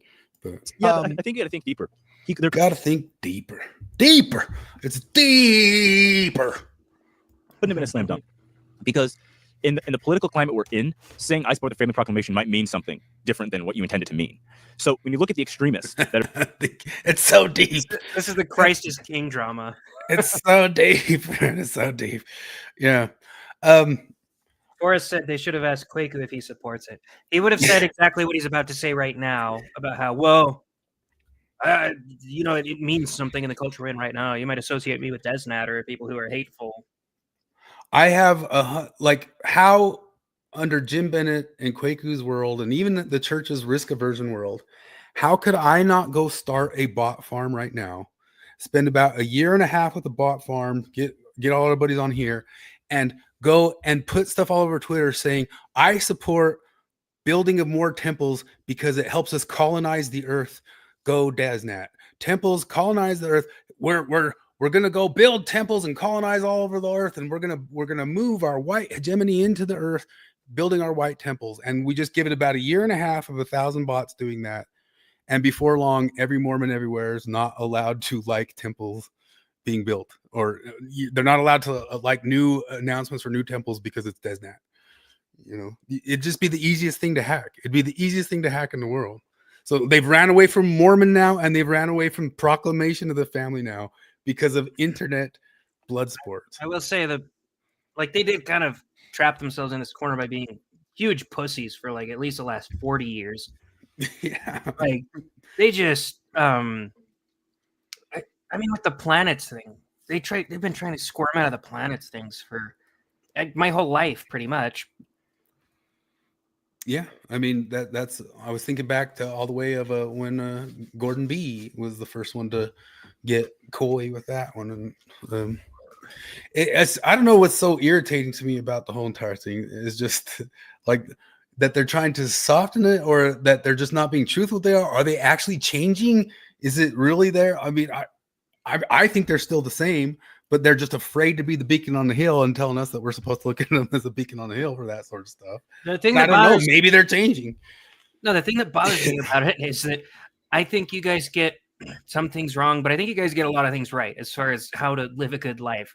I think you've cracked some of the formula on how to raise really thriving families and stuff like that. And the type of people you're allowing in by being fucking cowards and not just owning your weird shit and not just owning your controversial shit. They're Dan McClellans, they're Aaron Sherinians, they're people that are going to fundamentally morph you in a way that is going to destroy the part of the formula that you figured out.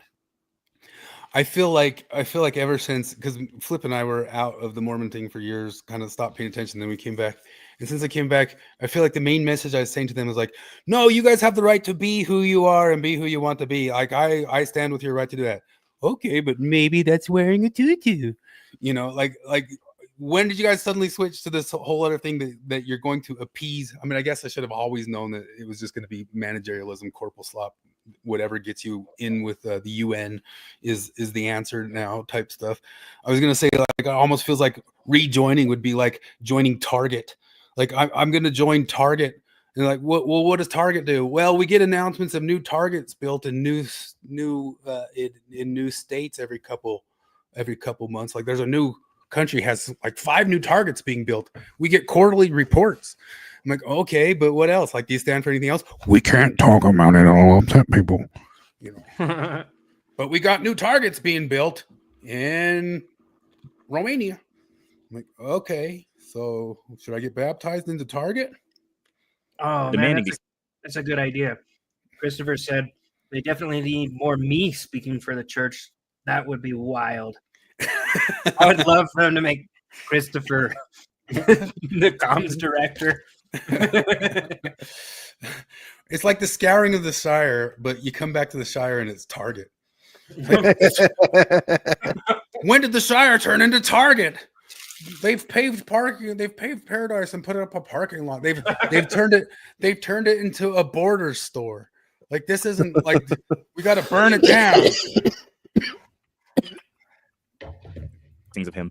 They don't believe the same in the family proclamation the same way a normal person does. There are normal people that will say, look, I believe in the church's teachings and I believe in the church's doctrine. I'm not necessarily going to believe that our church beliefs in our church doctrine should be the laws that dictate the whole country. But I believe in this. I believe this is God's plan, but I don't believe it should be, enforced at the political level. Why this is the an opinion preamble? that even Orrin Hatch, a former Nevada senator. So it's like running away from like the Prop 8 stuff. Well, it's why the preamble? Because like if you ask a Mormon, do you think everybody should be baptized into your church? The answer is just yes.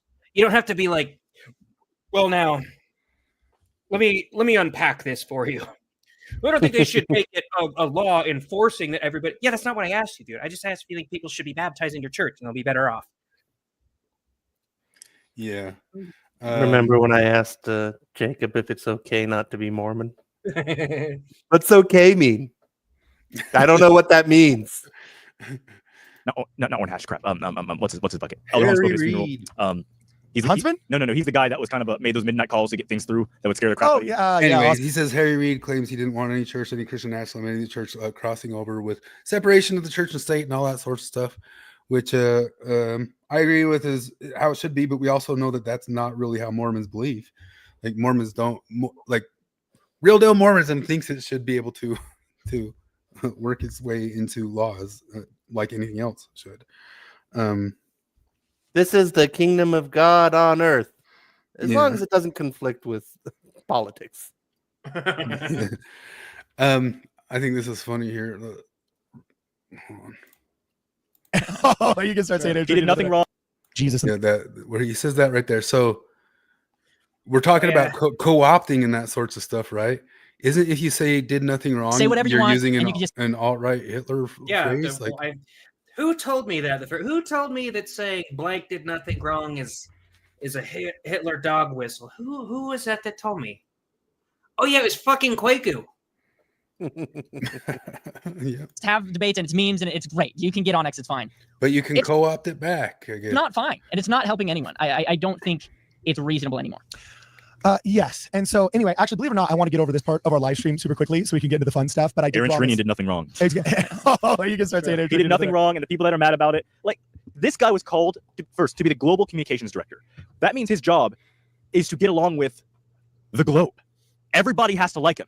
He kind of has to be a political chameleon because when you're representing the church in certain affairs and you're getting calls from Aren't you supposed to go like, be the beacon on the hill? I know. Maybe if getting along with somebody involves drinking a beer, you should say no. It's like I just have all these visions of like Jesus in the Gospels when he's being questioned by the Sanhedrin, and just replace all of Jesus's answers with, "Well, I've done a lot of talking to people, and I've learned over the years to be still." Like, no, I say unto thee. I say unto thee, but just tell me first. I'm in Afghanistan. You guys are into little boys, right? You do that little boy thing. I don't want to offend anybody's sensibilities here. I'm global Christ. I'm global Christ. I say unto thee, don't do bad. No, I'm gonna back off right now. I'm gonna check in with the Lord and make sure that I'm not saying anything wrong. I'll get back to you in a couple weeks. And thus saith the Lord unto thee, don't alienate the locals. Quakers angling for Sherinian's job, says Troy. Yeah. Saudi Arabia, who have very specific beliefs, and you need to get along with them. You can say, actually, we have the same values you do in regard to marriage. Look at the family proclamation. And we're getting a call from Switzerland, who has very liberal laws, and they want... Hi, Switzerland! The second Saudi Arabia, I got Switzerland on the other line.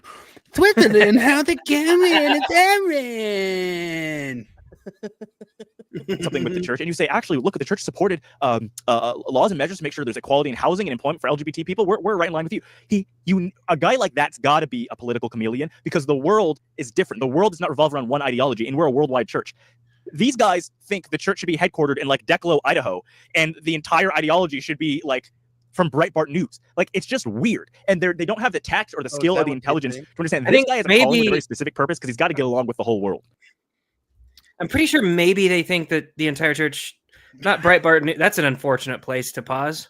Jesus. I think maybe instead of from Breitbart... I say unto thee, love is all you need. I think maybe instead of Breitbart News, they think that the doctrine of the church should come from the fucking doctrine of the church. Like, what is he supposed to say? Is he supposed to outright lie?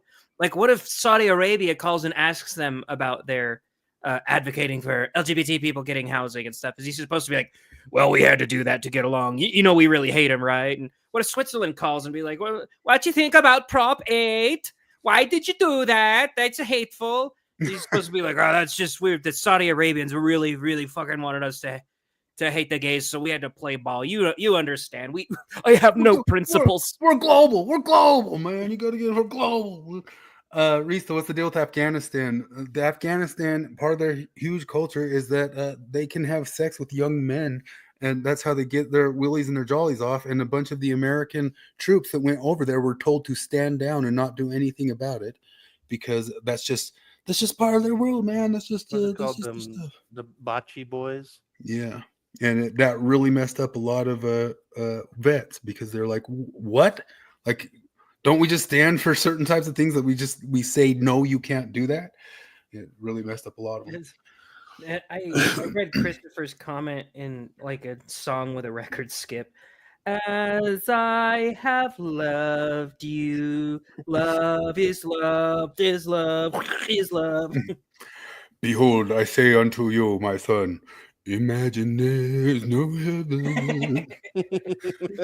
It's easy if you try. They want this bizarre, weird LDS flavor of Christian nationalism to be what's represented at Aaron Sherinian's level, and it'll never happen.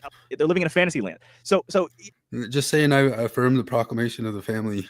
They kind of just want him to be a normie Mormon, which is pretty fair.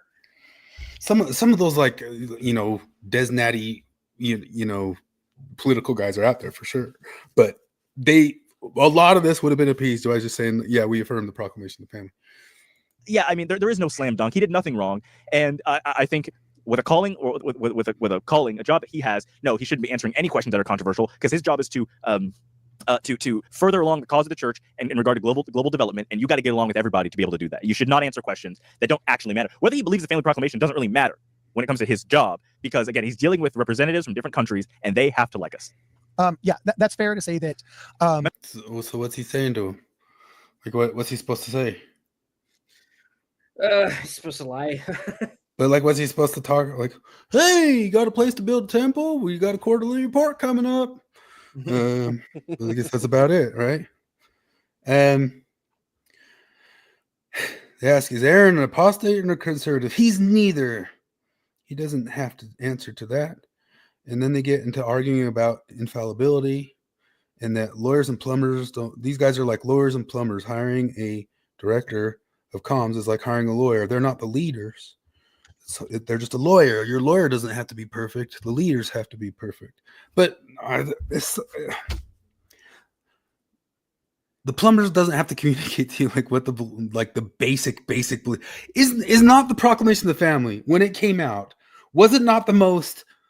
No, duh. Why are you releasing this thing? Like at that time frame in '95, we're like, yeah. They do act like it was a big deal, but it feels like we proclaim to you loudly and boldly things that you already know that we believe. Yeah.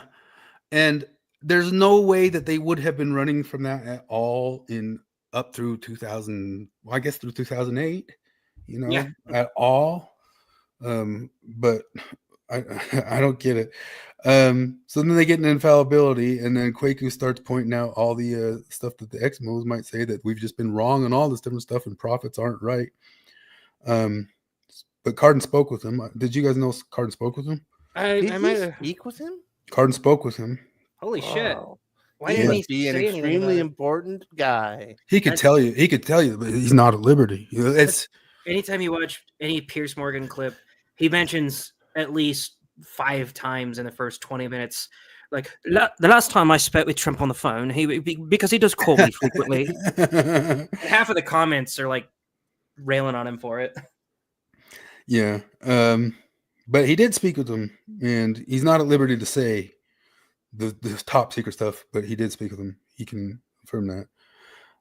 But he can't publish stuff without the president's approval. So he can't say the stuff without the approval. So he doesn't have the approval to affirm the proclamation of the family that they all proclaimed from the pulpit in writing from 30 years ago and have reaffirmed. Do you remember this one? Starbase Collab mentioned this, and I remember the fun folk doctrine is that Jesus had to come to this planet because it was the only one wicked enough to kill God. I remember that one. I remember that. Yeah. That's a classic. Yeah. Yeah, that's a good one. Imagine having to come and clarify to Anons on X. Come on. And then we get the first time that Jonah super chats in to give us our topic of the day. Presentation. Our ladies really pulled through, y'all. Ward members should be extremely proud. Cardin was there too. That's right. I was there. And towering over the rest of us. Jonah, you see that Greg Madsen Cardin Ellis episode? It really puts the height in perspective because Greg's tall, and then you see them next to each other. Pretty awesome. Yeah. Jonah Barnes says, if he has the skill of Wormtongue, I'm glad that he works for us. Bro Sherinian spends 90% of his time fighting for the church. Also, like the stream, you heathens. Yes, awesome. Thank you, Jonah Barnes. And Rutstone Trolling says, LDX is not representative of the broader church. Well, and there's Alejandro who's been dunking on it and wants to have a big long thing of it. Does Jim Bennett count as LDX? Do Kwaku count as LDX? Because those guys do litmus tests on the Proclamation of the Family and shit talk on Twitter constantly. Do they not count? They're not part of LDX. So does Rough Stone Trolling. Like I even like some of the stuff Alejandro posts. He posts political things. He posts political memes and jokes, but he's posting political shit on Twitter. Are you not the 13th clown? So I said before, I was almost going to call this podcast the 13th clown, but it's the whole concept of if there's 12 clowns acting clownish on the stage and you come up as reciting Shakespeare, like you're going to be the person commenting and shaping up the 12 clowns, you're just the 13th clown. Like you're all just the 13th clown. Like you guys are all on LDX and you are all political and you all shit talk. Let's see. The brethren aren't proud of LDX. Then they said that some people are complaining that one of the ladies at the fair thing was just putting out secular feminist slop. They said, how dare they talk about the women that way? Here's the thing. I bet she was. Yeah. I haven't watched it yet, but if I had to put money on it, like right now without watching it, I bet she does. Yeah, probably. Brethren interviewed multiple times, and like the prophet recruited and asked to work here. And I don't know. Gosh, there's so much that was said off the record. I'm trying to figure out how I say this, what was on the record. But like, you can't be saying you're doing this in the name of the prophet and the brethren and then fight the person that the prophet and the brethren asked to speak for them. Does that make sense? Is this a calling or a job? So, yeah. super chat. Yeah, hit it. Gentile Ben says nothing much to say other than I love you guys. Thank you. And Kwaku. Yeah, I think I missed the time, but Cardin excused his and Kwaku's behavior on Twitter. Theirs is acceptable. Gentile Ben is actually a funny handle. Yeah, that's a funny name. That is a good one. I like Rough Stone Trolling by Alejandro. That is a good one, yeah. My question is, if people are confused, some believe, some don't, it seems to be a hot button topic. Like, how do we handle it? How do we approach the family proclamation today? I'm just curious on that. The New Testament is a perfect example. So, half the New Testament are these letters that Paul's writing to the different branches of the church because they kind of have different opinions on different subjects. Right now, we're trying to do this thing where we're forcing complete uniformity, and it's never going to happen. Zion's of one heart and one mind, but we assume that means one mind. We all have the same opinions, thoughts, and political beliefs. It's gobbledygook. There's no way. We're a worldwide church. We all have the same doctrine. Clearly, we're interpreting that wrong. But you have the same basic proclamation. Like, how basic is proclamation? Is basic, right? It is basic. Yeah, it's not like they said like we have to throw gays off buildings or anything like that. It's not even that specific. It's just them saying like, "Hey, all those things that we've said, we say them again, but we proclaim them." When we gave, I almost have the first discussion still memorized, but it's been a long time. Isn't that in the first couple pages, the first discussion? Isn't that what we said, though? I guess the discussions are thrown out, too, nowadays. Yeah, that's long gone. When you do Moroni's promise and you pray, because that's what the missionaries say, prayed is this book. I guess what irritates me with all of it is if the proclamation doesn't stand, I don't know what stands of the church. He says it's not even needed for baptism or anything like that. But if they don't believe that basic thing, I don't even know like what I'm defending, like helping them defend or standing up for ever at all. Like I stand up for corporate blob over there. What do? The corporate stuff, man. True. And you get that witness. There is no part of the conversion process at all in which belief in the family proclamation is required to be a disciple of Christ or believe in the restoration. So they created this. There's no part in the conversion process that requires belief that Brigham Young was a prophet of God. Like you never ever have to ask them that. They never have to profess that they believe that Brigham Young was a prophet or any of the other prophets except Joseph Smith. I think they asked the modern day one, but like it's just such a stupid take that for this to be doctrine, we have to. I don't know. I wish I could just ask Kwaku which parts of it are not Mormon doctrine. Risa says conversion does not equal being a disciple.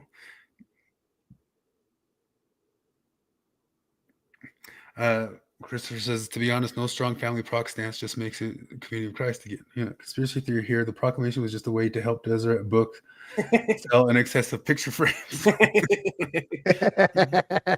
Modern and Joseph. I would just assume the proclamation of the family is just assumed before even all that stuff. Well, that's why. Aren't you somebody who likes the idea of family and wife and kids and nuclear family? Yeah, no, it's kind of implied. It's just like how Starbase Collab mentioned. No, the only ones they ask you about are the modern prophet and Joseph Smith. The ones in between are just kind of implied.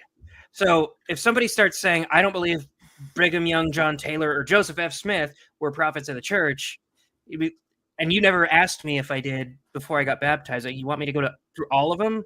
It was kind of just implied. Well, it used to be when we went around the doors, like the pitch to get to the inside is you want to live with your family forever and ever and be a sealed to your kids and your wife. I don't remember that coming around and being like, you can also be sealed to your incest sister or your dungeon gimp. I used to be if they had a dungeon gimp, you're supposed to go back and I'm going to have to check with my authorities about this one. So you don't even get to the baptismal questions on those ones, Kwaku. Is it part of you don't even get to teach them the discussions if they have a dungeon gimp. It's there, but they're making back in the day because I was in Mexico City, I didn't come across any gay couple. Did you guys come across any gay couple, and were you allowed to teach a gay couple? We did have gay couple. We were allowed to teach them. We had to teach them to stop being gay. Yeah. So they're not even getting to this stuff's like before they even get to the baptismal questions. This is presupposition to even landing in a baptismal interview, Kwaku. Get to an idol. They're making it to an idol and trying to pass it off as a requirement that the church does not even say this is necessary to be a member of the Church of Jesus Christ of Latter-day Saints. Yes, they do. It's necessary to even take discussions back then. Maybe it's not that anymore. I don't know. Gay people can't be living together to be baptized. The Starbase Code. It's like, Yeah. Like, okay. You can say, I mean, sure, I believe some of it. But like how's like Cardin just like sitting through this gobbledygook? Most of it, you can say, I believe it wholeheartedly. You say, I run with it. I got it framed in my house. You can say, not the biggest fan, but I believe in the Lord Jesus Christ. I believe in the Book of Mormon. I believe that God is my father. What? Quaker didn't. Where does this new? Why are those guys just that are sitting there not a part of dumbfounded? They do start pushing back. Like I'm not saying. Interview that they're pretending you must adhere to, and you must bold. I'm ex-Mormon. I'm still ex-Mormon. I'm more Mormon than Quaker. I'm more Mormon than Quaker. I'm more Mormon than Dan McClellan. Proclaim in the streets, like they're literally making it like the little black box that the Pharisees and the Sadducees kept in their head. Forcing uniformity, especially hot button uniformity, makes no sense to me. Well, hold on. Just by saying something's hot button, we should have some kind of neutered version of adherence to it. I don't think is necessarily fair. Because I would also say I've always like Jim Bennett. The only Mormonism Jim Bennett believes in is the future improved Mormonism, not this one. He's only going to the Platonic ideal of Mormonism that's not the current one or the past one, and he knows it's just going to get to that Platonic ideal of Mormonism in the future. Did that to every doctrine, we'd end up by the Lutherans and then just have some. No, I'm saying though, like when you get baptized into the Church of Jesus Christ of Latter-day Saints, the missionaries don't ask you read the family proclamation and pray about it. The missionaries don't. They say, "Do you believe in?" They make sure that that's all in place before they even. We passed out thousands of fucking pamphlet versions of the proclamation. That was usually the first thing, other than the Book of Mormon, that we tried to get into people's hands. In fact, actually, we passed out way more of those in the Books of Mormon because it was easier, because it's just a pamphlet for one thing. But like that, they even told us like this is our best proselytizing tool that we have right now. They were very clear about that. Yeah. Also, I might not have come across a gay guy, but I did come across a zoophile, and I told him that we couldn't baptize him. So, how'd you find out he was a zoophile? Oh, those guys wear it on their sleeves, man. It's just like, hey, he's just announcing it on the bus. And some lady on the bus stood up and said, "Why are you talking like this? Stop talking like this." To him, he's like, "Yeah, I just started having sex with this animal and this animal and this animal." And like he was confessing it to us. Yeah. He's just like, "Hey, we're missionaries. Hey, I fuck dogs." Yeah, and then he wanted to read my palm. I'm like, "I'm good, man." You should have told him that the dogs can't consent. But they can consent to polyamory. Jesus Christ, that he died for your sins, that he was resurrected, that he is our elder brother, and he's the way to God the Father. Do you believe that the Book of Mormon is true and is translated by Joseph Smith? That's what we're asking people. And then suddenly now they're being we have this group of extremists on one app saying, no, this document here is also a requirement to be a member of the church, and you must affirm it in the way we interpret it. And if you don't, we're going to attack you and your family and make memes about it. It is to even start. It is to even start. Like it's got to be. How difficult is it to interpret, though? Like, how many different interpretations can you really have reasonably of the proclamation? Yeah. Risa says, whenever I ask any LDS member, so what new revelations do you have? They all say the proclamation of the family. Yeah. Yeah. You can say you're an apostate. You saying something, Flip? No, just, yeah. Even Risto, he's not a Mormon. He knows better than Cardin and Kwaku and all these guys all of a sudden. Like, what are you people talking about? New hatchlings. We're all new hatchlings. We were just born, hatched out of our eggs yesterday into the world. I was born again this morning. Yes, and that's one of the things that I posted is that basically this is, I'm of the heart and mind that we should canonize the proclamation of the family, make whether or not you supported a temple recommend question. But my only problem with LDX in this whole equation is I think if we did that based off of their behavior online, not even that would be enough. But rewriting the proclamation, Jim Bennett and Kwaku would just be happy with it, even if they just really, really clarified. We're talking about one man and one woman, unless the woman or man is dead. Well, you know, if they spelled it out like that, they'd either still get loyally with it or say, we better not canonize this because it's behind the civil rights time, you guys. It's not the right political, it's not the right political environment for this, you guys. It's not canon yet. Like they would be satisfied. This is all I'm saying is like it's why does one side sit there and take the brunt of it that they're political and the other like Mark Mann's going around whining about right now. These guys got political with their. All you've ever been is political in your comedy, you know. And Kwaku, all you've ever been is political and divisive on Twitter. And this is my frustration with LDX is the horseshoe effect is like angry progmo Instagram is no different than angry conservative LDX. And why? Because in my top 10 rules of atheistic anti-Mormons, what is like, I think it's like rule number 3, they're quote, never satisfied. There's no amount of liberal that has ever. Would Jim or Kwaku ever be satisfied with the language? No. Liberal enough. What did you say, Kwaku? Your funny phrase that like liberals, they This is absolute backwards. Totally backwards. Yeah, at this point, backwards. as soon as I heard it, I was like, "This is ass backwards, buddy." Peterson even has data on this one is backwards. Oh, liberals, the left eats their own and falls because they destroy their own. The right wing, well, they police themselves they so much. Themselves, yeah. or they destroy their own growth, and the right wing doesn't police themselves at all, and they destroy their own growth. Okay, interesting. So what I. So the only way that could be true is if the left over polices themselves to be completely open to all criminality. Well, and you're also complaining and the right about... doesn't police themselves about not being like, don't kick out the people who aren't open to all criminality. And the left says, how dare you let somebody in who's not open to all criminality? Plus, you're in the middle of complaining about like a group of conservative Mormons who are over policing, and then you say conservatives never police themselves at all. And that's a retarded thing to say.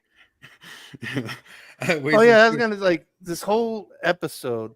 When I was listening to it, I kept thinking of what Bob Price always says when he does his counter apologetics. Whenever he's talking about apologetics or apologists, and he always says, "Oh, what a tangled web we weave when first we practice to believe." And like that's exactly what these guys are doing. They're completely tripping over themselves to try to get every angle of this right, and just contradicting themselves the entire time. Yeah. Wade says, Chris trying to politely tell that guy not to touch him. Sorry, dude, I don't want goat AIDS. Yeah, that's basically what it was. But you know, I remember the lady still just stamping off the bus, like, oh, why are you talking this way? He was just sitting there going, I'm like, okay, dude, okay. Anyway, what were these guys just talking about? I'm at 35. Never being satisfied and policing themselves like that. Like Peterson, that's one of the main things that he even has data on that the right is better at cutting off their nuts than the left is at cutting up. It's literally the exact opposite. Religions have a tough time with that because you have to excommunicate with it. I think the whole movie of Philip Seymour Hoffman playing like the Scientologist dude. What's that one called? The Master. I think that entire movie is kind of exploring the idea of a religion that claims to be open to help the completely wackadoos and realizing that Joaquin Phoenix is just too wackadoo. But you still have to try because you're a religion that claims to be able to help all wackadoos. So religions have a tough time cutting out their wacky people, and the left makes it harder and harder for that religion to cut out their wackadoos. But no, the conservative side, like all over the conservative side for years, it's one of the big fights on the whole entire right now is that they feel that way back in the 80s, Pat Buchanan and it was just his birthday, Ron Paul and all that stuff, they got cut out really fast. Pat Buchanan was called just anti-Israelite or something way back then. Nowadays, they have more extremists, but they have no problem saying, no, we don't like Nick Fuentes, or sorry, Candace, you're out now. Like they're all just kind of constantly drawing lines between each other. Like, you're too far for me and you're too far for me. Whereas the left, you have to let in every Elon Omar, AOC, and I don't know, the goat sex guy for my mission. The goat sex guy. Noticed. He's Washington, D.C. City Council now. is that both sides have a similarity. Yeah, with the way stuff goes, because they police their side real hard, Kwaku, over there. Yeah, they have that on film, and so they promoted him. That's how that goes. Whether it's LDX on Twitter or whether it's Mormon, ex-Mormon subreddit or whatever, they're just like, they're never satisfied. There's no level that's like good enough. Like, can you be a liberal member that thinks, maybe someday gay temple ceilings will happen? I'm not sure, but I think I'm pretty liberal and I'm a registered Democrat and it seems about right. And that's not good enough. Just like walk into somebody's house, where's your Proclamation of the Family, brother? Like it's just, there is, as much as I love the Proclamation of the Family, I think it was one of the most visionary things the Church of Jesus Christ of Latter-day Saints put out. It was just ahead of its time and it's amazing. I just can't agree with a single person that's like enforcing its dogma online. And I can see, though I would have answered it completely different, I can see why somebody might think twice about how they answered it. And I feel so bad for how Aaron Sherinian is getting treated. And I feel that LDX is being a bully on him because he can't defend himself. Joseph Smith said, the fundamental principles of our religion are the testimony of the apostles and prophets concerning Jesus Christ, that he died, was buried, and rose again on the third day and ascended into heaven, and all other things which pertain to our religion are only appendages to it. Sure. That's it, man. That's all we believe. Boom!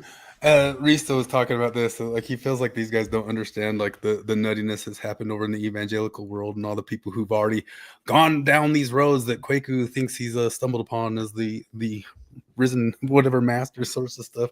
But he said there's like some letter called like the red letter from Tony Kampala. Is that what it was, Risto?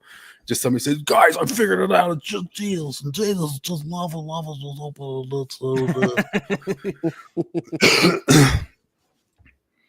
So why don't we go with that? Whoa, because Mormonism just that. Wait, why don't we go with that? You mean believe in Jesus? Check, we did. What what else? Is that the only thing? You're in Cardin's sitting there like acting like it's so absurd to have these rules. I'm like, you're in a club about belief. He's like, oh, it bothers them when somebody believes that people will be gay married in the temple someday. Yeah, you're in a club that believes a certain set of things, and one of those beliefs is that gay people won't be married in the temple. I don't know, maybe they will. Like your corporate world is a bunch of pussies, but like I can't imagine. Just leave the club. This has been all we've been asking for. Like, the club makes sense. We defend the club to have its rights to be that club. You guys go in there and try to make a different club.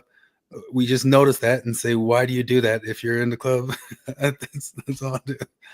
You know? There's other clubs. There's other clubs.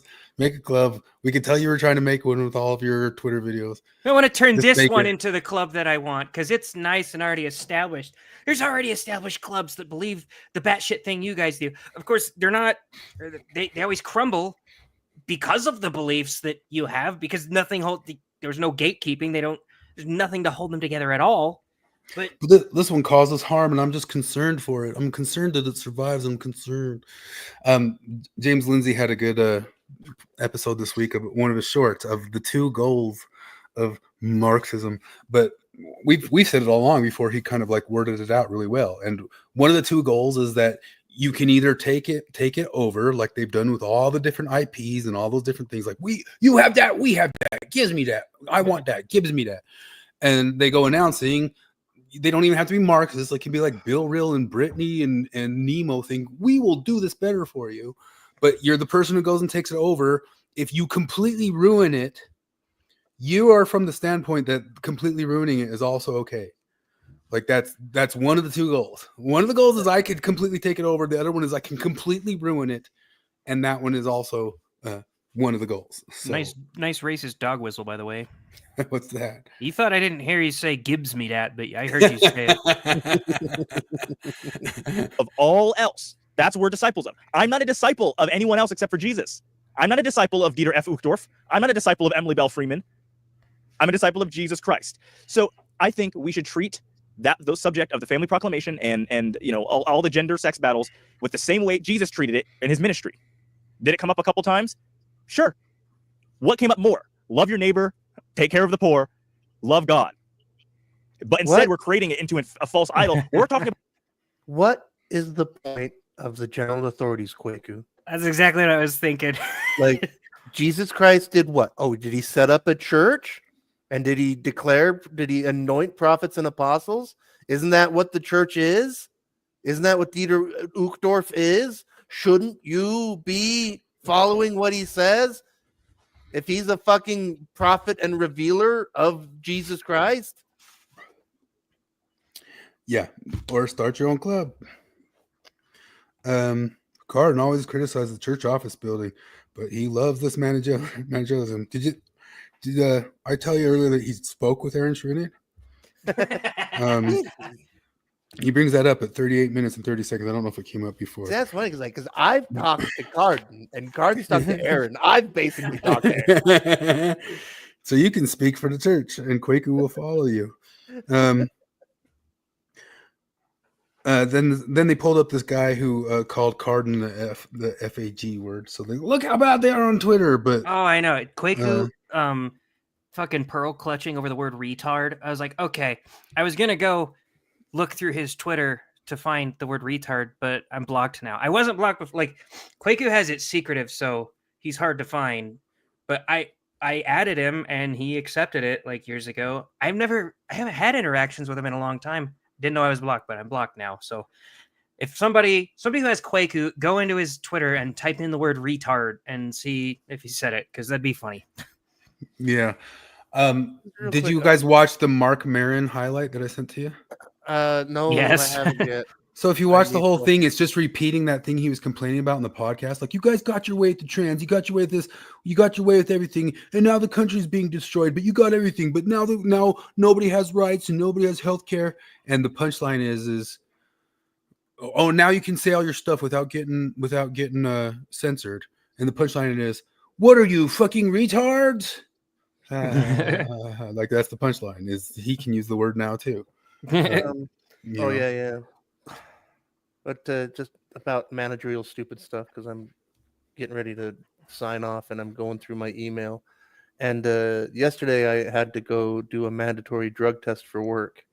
And then in my email, there's a thing where it's like, hey, tell us about your experience. Would you recommend us to other people? Like, yes. if somebody gets sent to you for a mandatory drug test and they have to do it, otherwise they lose their job, I recommend that they do it. I recommend they go pee in the cup with you. Like, why are you asking me this? I think it works because you're recommending them to us. You should call them up and be like, I recommended you guys on a whole entire show, and I think you should pay me. It's Today's show is sponsored by drug tests. Work drug tests. Come get a work drug test. You can even get your tea tested. Tim Pool's been sleeping better lately. Oh my God. Every time somebody starts shilling coffee, I would just want to. Who was it recently? There was. I can't remember. I think it was Dave Smith started talking about one of his friends that's doing a coffee thing. And I'm like, fuck off. I'm never listening to you again. The next person that tries to sell me fucking coffee. The quartering ruined it for all of you, okay? Yeah. I just coffee I can handle better than all the stuff that's supposedly supposed to help my tea and boost my manliness. But let me just highlight some of the main things here, just to comment flip, because you can imagine, I think you listened through the whole entire thing, and we could maybe switch over to Natasha Helper for the last hour anyway. Oh, I'm gonna miss that. But the main stuff that Kwaku starts going into here is about, well, the younger kids start asking him, like, isn't this important though? And they say, well, is it more important than Paul's letters? Or Paul's letters more important than Christ's words? Is what the prophets say? And then they start getting to talking about if this should be canonized or not canonized, or is it not canonized? Or, you shouldn't bring this up in the middle of a cultural battle, and you shouldn't bring this up at this political time. I'm just worried because the media is going to present it like if you say that, it's like saying, hey, I hate the gays, and I'm just worried, and we can't baptize anybody. And Brigham Young was wrong, and he was wrong, and we're always wrong. We're always 20 years behind civil rights stuff. And Jared Taylor endorsed the Book of Mormon. He endorsed the Book of Mormon a little while back. And what do we do? Like, how do we do that? Like, give me back my Book of Mormon. Give me back my. So, do prophets? Was this not as big as a thing, as close as a thing that could be to a new Doctrine and Covenants? Yeah, I would think this is about as close as it could be as a new entry to Doctrine and Covenants. Yeah, for sure. Since Doctrine and Covenants. Like, so that's in, like, because Kwaku, I really am curious. Like, okay, because he's like, what do we fucking need Paul for? I dare Kwaku, tell me what religion is based on only what Jesus said. Show me that church, and what does it believe? If all you're going to go off of is Jesus's words in the Gospels, and the example in the Gospels, what do you end up with? It ain't nothing like anything in Christianity today, and you know it. Mm-hmm. All right, Yeah. you said you got a couple clips. No more clips. I mean, we just end one more time on Jonah saying the dumb thing because he felt like it wasn't a hot take enough to write it in, so he had to call in to say it again. In rooms that you never see and you never hear, fighting for the church as hard as he can. He's the best stinking plumber. One of the things that they keep talking about this guy and how good he's doing. Like, you don't know how good nobody knows how good he's been doing. He's been people who've been looking for him have said he's been invisible. You guys are imagining he's doing a good job. The only church spokesman that's been seen less than him is Scientology's church spokesman. These guys said that, like, oh, well, he's done a great job. Like, just in the last year, they started doing young men's Instagram stuff, which was the church has never done that stuff before. Guess who's taking giant shits and dumps on the young men's Instagram page? Ward Radio. They said it was completely out of touch, ridiculous, stupid. You can go look it up, and they said that they were just doing a terrible job looking like weird old boomer goobers on it. So the one thing you've commented on that seems to be something that got added since he was there and he's been completely missed is something you guys shit on, like just completely shit on. And now you're here just announcing, stop questioning stuff. He's been doing a great job. You know how some people get like autistically, I don't know, they like spurg out over people eating too loudly. Like it annoys everybody, but some people it like they have to leave the room. It just makes them twitch. Yeah, Chris Hanna is one of those guys. That's Jonah. That's Jonah Barnes' voice to me. Like that's what it. I like, and it's fortunate that right now he's being a fucking twat because I can make fun of it. He can't help how his voice sounds. Yeah, he has more of like what Adam Carolla has, the Hugh Hauser thing for me. He just like almost instantly puts me to sleep or just sounds like, well, hey, it's Hugh Hauser. Come to the PBS show. Listen, go to sleep. Or like this is just like such corporate. Like he's just gonna take the corporate hack line no matter what. I mean, they all do, but one of the reasons I sort of liked Ward Radio at first and all that sorts of stuff is that they dared to do some criticism of the managerialism of the church. Honestly, like that's the one thing that said, okay, yeah. I can get behind you guys a bit. You can criticize the managerialism of the church, but this is all just like you guys just get right in line because they gave you a phone call. They give you a phone call. Did you know they gave you a phone call? You guys are on the inside. You've had a phone call. You're part of the thing now. And the church This is a high probability I'm getting called in early to work. So this is just the title of the show. This is it. To be their plumber. Yeah. And if he can't answer some little litmus test, well, fine, whatever. It's okay. He's great at what he does. And I'm glad he's our Wormtongue. Yes. So, awesome. Well, if you got a jam, thank you. I'm sad I'm going to miss the Helfer talk because I know that's going to be good because she's so terrible. But I got to bail. Well, yeah. Have a good one. Or if you want to chime in or pop back on, feel free to. But yeah, we're just going to go to that. I'll listen for a bit before bed, but yeah. The ones that there's Reese on there. One thing I'd say for this is 90% of the comments were pushback. Like most of the people are like, oh, come on, like, and that gives me like hope for the church people still. Just like, come on, man. There's a good Lord, Tony. He could have picked the worst character. All right. All right. Yeah, it's most of the people are just like, give me a break. Come on. I don't know why you guys are just suddenly on the what is that? Like duct tape together this crap tape. But you want to know the honest truth of it is like if Sherinian did that stuff and it just passed, I probably just wouldn't even cared about it. But then when I got like all the apologetics, it's just like when Jared's not even there. It's just like look at the size of that picture. It's just like when I left the church. When I left the church, I was more irritated at the apologetics than the problem of the things. Like when I read the apologetics, and that feels the same with this. The apologetics of this situation is more irritating than the actual dodge by Sherinian. It's like why? Like they've put in 4,000 hours into explaining away why the guy couldn't just back up the most basic thing that everybody knows is Church 101, but we get 5.5 hours of grandstanding in Jonah and these guys misusing Wormtongue. These are Wormtongue. It's the dumbest thing I've ever heard in my life. When they got the phone call, they probably sounded like those sisters at the MTC when they saw Oaks. Yeah, those girls crying because they saw MTC or Oaks at the MTC today. I just don't understand it and never understood it, but the one thing that drives me nuts about that church is the managerialism of it, the corporate takeover and the bureaucracy of the whole thing is, like I said, what should I just, if I want to go back to church, once again, the scouring of the Shire wouldn't be going back to scour the Shire. It's the Shire's turned into a Target.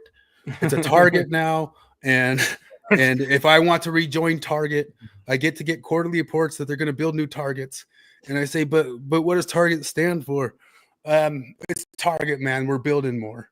And that's really what it is. You get fucking Frodo, Sam, Merry, and Pippin like coming striding back triumphantly.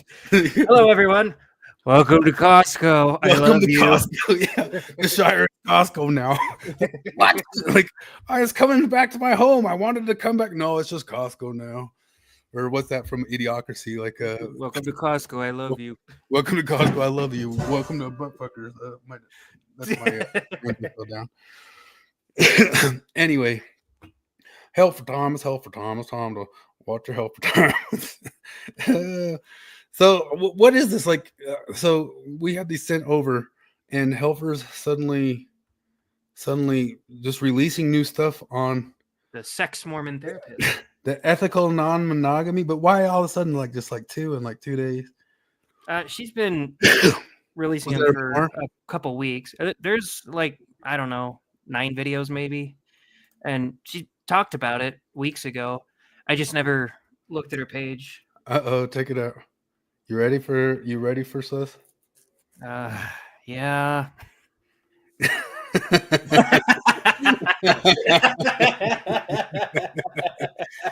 Joining the show. Joining the show. We have the only better sex therapist for the ex-Mormon community. I heard you guys were going to be talking about polygamy and ethical non-monogamy. I'm trying to talk my wife into letting me bone other women. How do I do it? Well, that's the reason I keep on actually, Jared, because I've been following you guys for a while.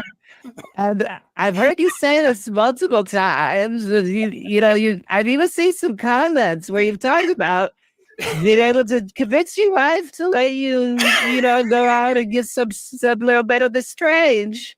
And, it just surprises me because it's ethical. I mean, look, it's ethical.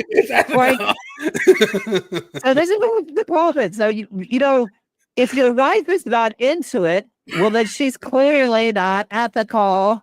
And so, you just got to explain to her that, it's like the song, break me, how are you in love? You just got to explain to her, you're giving her a high love by, boating co-eds in the weekends. It's okay. I've been trying to let her know that it's my truth, and she's not allowing me to live my truth.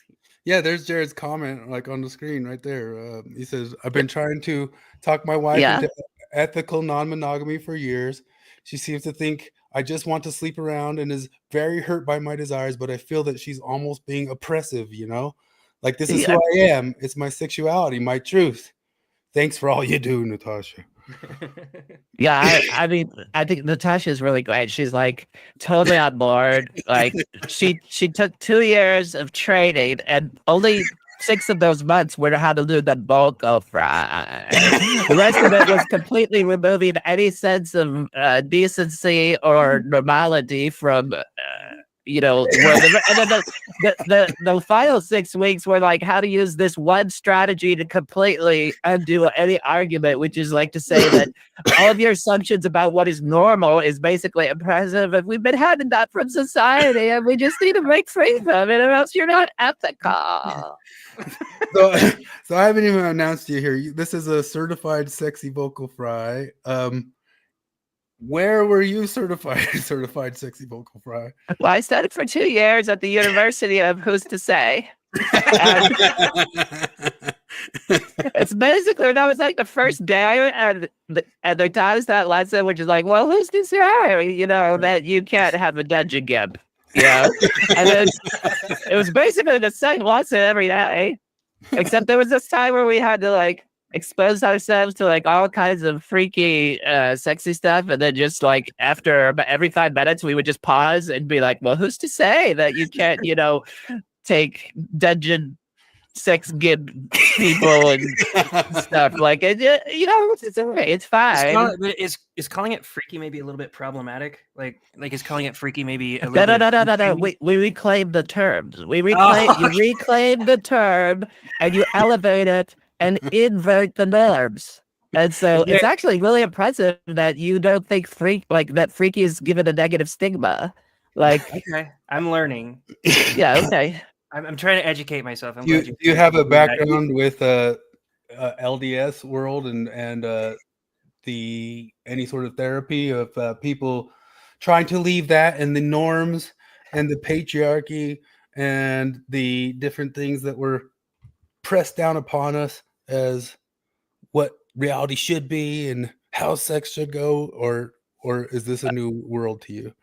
Well, it's I've been learning. Like it's interesting, because they had it right the first time. Like it's really weird to see all these people like leaving the church because Joseph Smith married a bunch of people.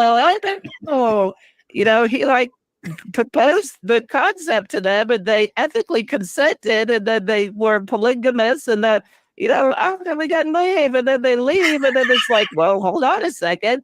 Ethical non-monogamy. I just like Jared is like I go to my wife and I'm just like, hey, my identity is all I have ever wanted to do is like go to a different girl every weekend and this is just my identity. It's my truth. And if you don't like it, well then we're gonna have problems and you're gonna be a baddie and I'd love to have a sit down with you and my wife because this is making me. I could totally facilitate that. Yeah. It's making me feel very heard and validated because she always just invalidates me anytime I bring it up. I know. What do we role play that right now? Okay, Chris, you can be you be the wife, okay, and then Jared, you be the you be you. Tell your truth. Okay, honey, I feel like you're really stifling who I am and what I am. This is me. I'm trying to be vulnerable and raw with you. I'm trying to tell you that my sexuality is I want ethical non-monogamy and I just want to get new poontang every week if possible, and you make me feel very invalidated and unheard when you shut that down. Thank you for sharing that, Jared. You were so vulnerable. I can tell because you cried and you used the word ethical. So I know that you're being sincere. Now, Morgan or Lady Jared's wife's person, Jared has just laid his heart out to you. He's ethically and vulnerably come out to you as, his true self. And, what you do in this moment will really set the tone for what kind of a person you are. Because, if you were to kink shame or somehow reject him, well, you have your choice. You could do that, but that's not really the most loving thing. It's not the most accepting or tolerant thing. So, with all that being said, now, how do you respond to Jared? Well, when I agreed to come to this Thrive conference, the topic of the show was something about deconstructing Mormonism, which I just barely left a couple weeks ago, and you brought me up here on this panel out in front of everybody to let me know. Wait, there's actual Morgan. I gotta read from actual Morgan. Okay, Jared, let's open the marriage and see who can get more sex. That's a common misconception. Common misconception. Jared is what is known as a bear. Okay. He's gonna have so many opportunities. You will not believe it, Morgan. It's gonna be great. It's gonna be great. Yeah.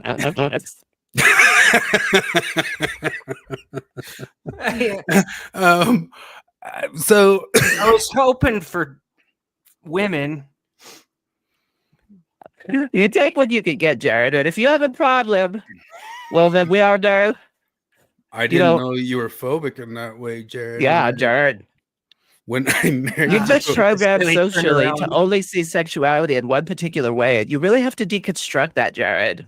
I mean, Okay, I I just know barely you've been heard working on at this deconstructing your whole I monogamy am. thing, but you've I got to am. deconstruct all of that. in this I'm trying, Thrive I'm trying, conference. I need to In be the better. last hour of the Thrive conference, we talked about the panty ceiling. Was that called the cotton ceiling? And that's where you put huge emphasis on the genitals of people, and that's always frustrated me about you, Jared. Yeah, Putting so much Jared. emphasis on what's between the legs. Like, are people just what's between the legs? Is the only reason you want to have sex with those other people is for what's between their legs?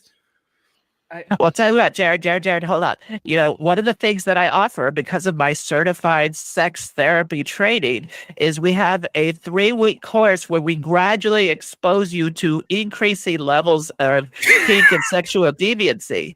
And, you know, by the end of that, you're actually going to be okay with all sorts of things. You know, you're going to have to get all kinds of latex things and rubber things and, you know, like a whole dungeon setup and everything. And then you're going to, like, you have to install a second door in your house so you guys can have light up all the strangers and stuff that you can have the other. It's gonna be great. You just have to like totally undo all of those oppressive norms, like, you know, your family and everything. Like, because who's to say? I was kind of hoping, because one of Morgan's worries about this was like if we have sort of a revolving door of pussy and I guess now cock. Now that you've talked me into that, just running in and out of our house. Like how is that going to affect our children? And I wasn't exactly sure what to say to her. I know she's being monogamocentric, and that's obviously wrong. Very good. That's true. That is wrong, Mary. That's very good. You pointed that out right. I don't know. People get all hung up on like how are the kids going to accept that? And just you've totally been programmed by it's like what stable normativity, family normativity, normal normativity. Like you got to unprogram all that stuff. Because your whole assumption that kids are going to have problems with it is like, well, guess what? Kids have problems already. Like, you know, people get divorced. Kids like get sad already. So if kids are already sad, then you don't have to worry about like anything. This is really. This is just like another sad. It's like don't shame me. So, sweetie, I think what he's saying to you is don't shame me for not packing my parachute correctly because any type of skydiving could result in death. Yeah. So this sad could maybe distract them from some of the other sads that cause harm. And so this could help reduce the harm of the other sads because they'd be so focused on this sad that well, actually, you know, your whole assumption of the sad is like there's studies that show that kids don't really care if their parents break up and they have a revolving door of strangers in the bedroom. Like there's ethical studies. I forget about the studies. I'm not going to cite them or anything. I just want to tell you. I was going to ask you. What are you laughing? She I gets fall a out of nervous character. laugh Yeah, it's a nervous laughter in front of a nervous crowd. laugh. She knows that now her husband. She knows how much game I've got, so she knows how much. That's right. Wait, does that mean that she's less likely to open it up because she's afraid of losing you? Because the whole concept of holding on to you is itself oppressive. Even if she's like pregnant and she has a bunch of little kids and she actually needs somebody else stable in her life to be able to take care of life's difficulties and everything like that's just thinking that's socially constructed. Who's this? Oh my god. She's come to tell you in person that she's not a bigot and she's going to open the marriage. All right. Morgan. We've got. This feels like a lot of tension here now. Like she's actually heard the request for the ethical. Morgan, let's both fry together, Morgan. Oh my god. Okay. Vocal fry in harmony. Let's get on the same vocal fry page here. Wait, can they fry? Yeah, they can hear you. Oh, okay. Wait, I gotta tell a funny story. You remember that Anthony guy on Facebook? Oh yeah. There was this guy, ex-Mormon, of course, because those are the best kind of people. And he got divorced after several affairs that he had on his wife, right? And so then he comes out on Facebook. We call like, that a year serial later. non-monogamy, and it's ethical. If she doesn't like it, then he can do it, and he's not obligated to betray the confidences of his other partners. Just to correct you. All right, go. You're such a good therapist. Yeah. So he comes out on Facebook. He's therapized. like, turns out I wasn't cheating on her at all. I was just polyamorous the whole time, and I didn't realize. Yes. Anyway. Yes. Yes. You've I'd been say it's that type of breakthrough that have really helped people evolve to their higher level of love.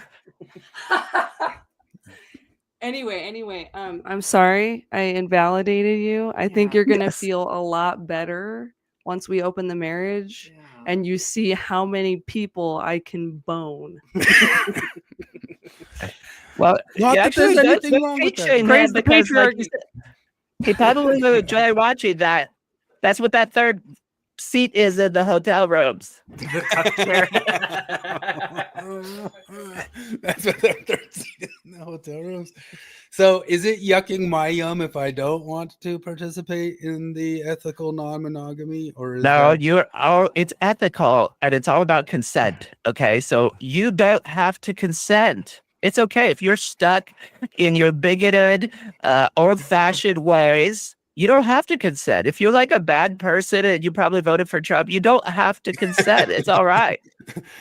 So if I brought my dungeon gimp home for Christmas and my parents didn't immediately accept my dungeon gimp, what do I say? What do you say to what? To your What do I say gimp? to my parents to make them accept my dungeon gimp? Oh, you just remind them that they're trapped in their, normative ways, and that maybe one day they would be just as enlightened as you. So do you think that when you address these problems, having a really condescending and shitty attitude about it is more helpful? Oh, condescending? Yeah, I think condescending and talking down to people because they're just, they're not quite as scientifically and evidence-based minded is actually a good thing, because you're reminding them of the humility that they really need to have in the face of deconstructing all of those problematic things that they have been programmed with in society and stuff because of the church and the patriarchy. So what if I'm open to cuckolding, but I have not yet deconstructed capitalism and the patriarchy? So I like. Well, it's okay. Deconstruction is a journey, and you just have to start with one thing that maybe you thought was good in your life, and they'll be like, well, actually, it's probably bad, and I just have to look for the reasons for why it's bad. That's what deconstruction is. Like, you just think anything that you thought was good and be like, well, actually, it's bad, and then look for the reasons for it. There's plenty of reasons, like I can tell you, like Jerry probably, he was probably struggling with anxiety and depression because he's just really, he's polyamorous and he just wants to bone a bunch of people, and it's not like it's just because he's a guy, because not everyone's that way. Wow, you really opened my mind. I thought I was depressed because I'm fat, lazy, irresponsible, impulsive, and I don't get out much. But it's the whole time is because my oppressive mononormative wife wouldn't let me bang people. That's right. All those bad feelings that you have, they're not your fault. They're the fault of the suppressive system that you're in, and you just have to find which part is oppressing you, and then rail against that online or go get certified. I'm literally gonna cry. What does it? How much does it cost, and how much time does it take to get certified? It's only $300. You can take the course online, but you have to sign a non-disclosure agreement, because if anyone ever leaked the content of this course, I would probably be kicked out of every community I was ever in, because there's so many people that are just hung up on all their problematic ignorant, unscientific, non-evidence-based ways of living. Like, where's the evidence that marriage and fidelity have anything to do at all with happiness or stability or child mental health or anything? Like, there's no evidence for that. But there are studies now that show that, lots of people, when they open up their marriage, they actually have a better life and a better existence, and it's a higher form of love. That's amazing. Could you show me where those studies are? No, you don't need to know. I'm certified. So you can trust me. And there's going to be other people that might say something different, but it's like, they're not certified. Okay. So, certified sexy vocal fry. Rob Henderson put out a study this week, and I've got this study cited on the screen. I don't know if that's breaking rules, because I don't know if I'm just supposed to refer to an expert like you and not a patriarchal one like Rob Henderson or something like that. But he pointed out in the study that men are almost twice as likely to prefer polyamorous relationships. Would this not make it seem patriarchal? Like, why don't so much women get with the feminism of ethical non-monogamy? Okay, I think I've learned a lot in this. I think, correct me if I'm wrong, certified sexy vocal fry. Yes. Is it because it's the only reason that men are twice as likely to do it because the patriarchy has shamed women out of their sexuality? Oh my God. Jerry, it's like you pried inside of a woman's mind and you just spoke her truth. Oh, I'm so happy. That's exactly right. Thank you for educating me. What do I owe you for your emotional labor?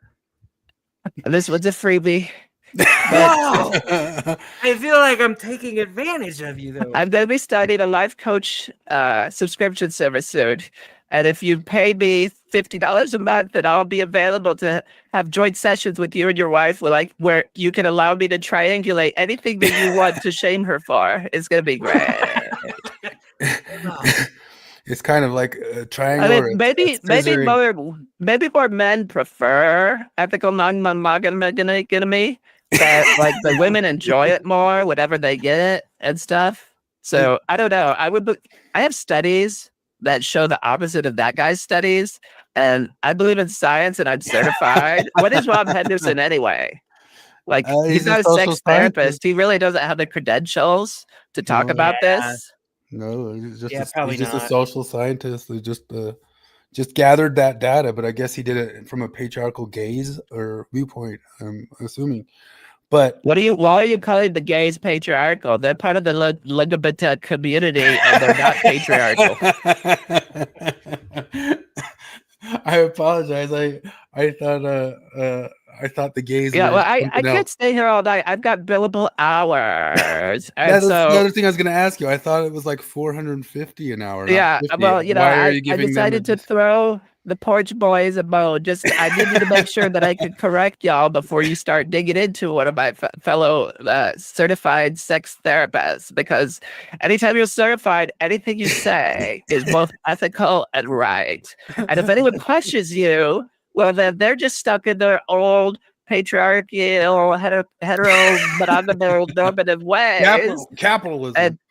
And yeah, exactly. And they just need to like deconstruct that and stuff. So when you see do you think maybe in one of our sessions, you could talk about how my wife drunk shames me, and you could help her deconstruct her sobrionormative ways as well? Of course, you could deconstruct anything. Like, if it's healthy and good and stable for you, well, then you got to deconstruct it, because the whole concept of health and good and stable, like, who's to say what is those things, you know? So, of course, that's one of my key services. Like, I could deconstruct anything.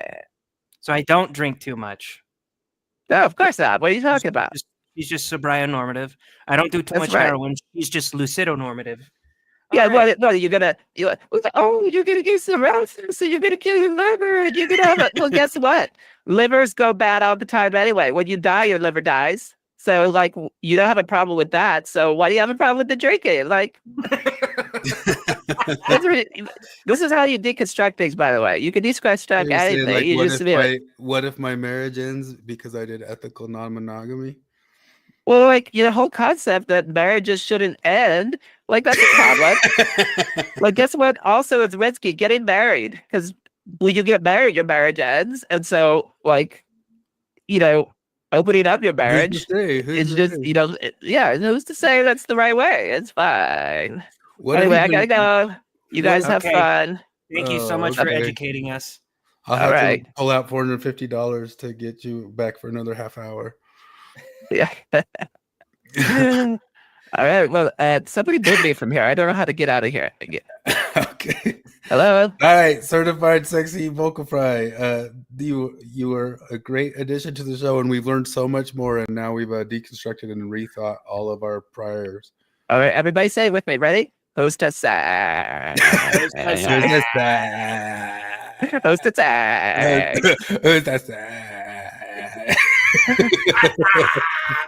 Why am I still here? It's like the what's up frog. She needs you to kick her out. Kick me out. Jesus Christ. He tell you he was going to do that? Had no idea. I think also he was waiting for us to switch the topics too. So like said, okay, we're going to this. And like, bloop. I was like, oh man, if I knew that was coming, I would have gotten off of crapping on the Ward radio. Holy shit. Yeah. The University of Who's to Say. Oh fuck. Yeah. Anyway, this is the video she's putting out. I mean, I guess just really pushing 2 or 3 videos now. It's only a few hundred subscribers, but got to get into the ethical non-monogamy explained. And she got into, I guess one of them was going over if she'd actually gotten in a fight with John DeLynn or not, and reviewing some of the complaints about it or something like that. But she scolded John DeLynn. She scolded John DeLynn, but she was there to tell us that it was all okay. But yeah, the only reason that you think that she scolded John DeLynn is because anytime a woman speaks up and has an opinion, it's viewed as yeah. I don't know. I don't get. I kind of feel like the non-monogamy thing is. Oh, here we go. Oh, hey, guys. Jonathan Streeter has joined. You missed it. It was awesome. Yeah, I heard you guys were talking about this Natasha thing, so I wanted to see what was up. Yeah, we did. We've had a couple different certified sex therapists, but at least she kind of puts her thoughts more out. We had a lesson from one just a little bit ago, but we wanted to review what she actually talks about and says about it. I was just questioning or asking Jared. Like, I would think that ethical, like non-monogamy would be something that, like, if it came up, it'd be something worth addressing. Like, if you bring it up, like it's some sort of thing that you guys are getting into, but why is it a thing that must be advertised? Or I don't know if that's a way to say it. Like, pushed? Is she pushing it?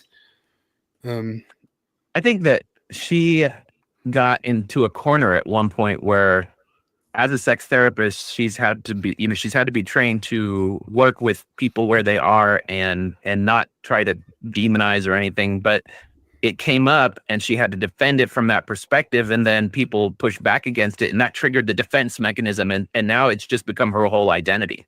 It's like the thing now that can set her apart is that she's got to defend this thing.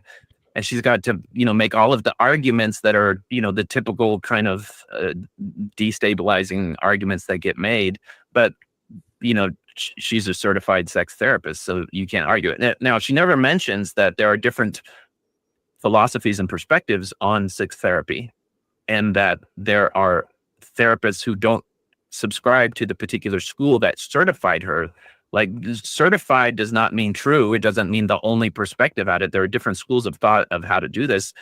And it just depends. Like, this whole concept of you're probably going to destabilize and ruin your relationship is pretty central. Like, to when people go to the sex therapist, a relationship therapist, it's usually for something like that like to help.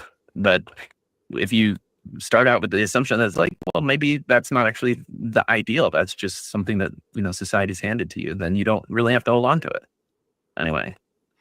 Yeah, well, I just think that she now has to talk about it all the time. She has to defend it because it becomes her thing. It's her thing that she has to do, and since it's her most controversial take, it's going to be the thing that gets her the most views. And it's just wait for the audience capture. She has a new channel now, and we'll see.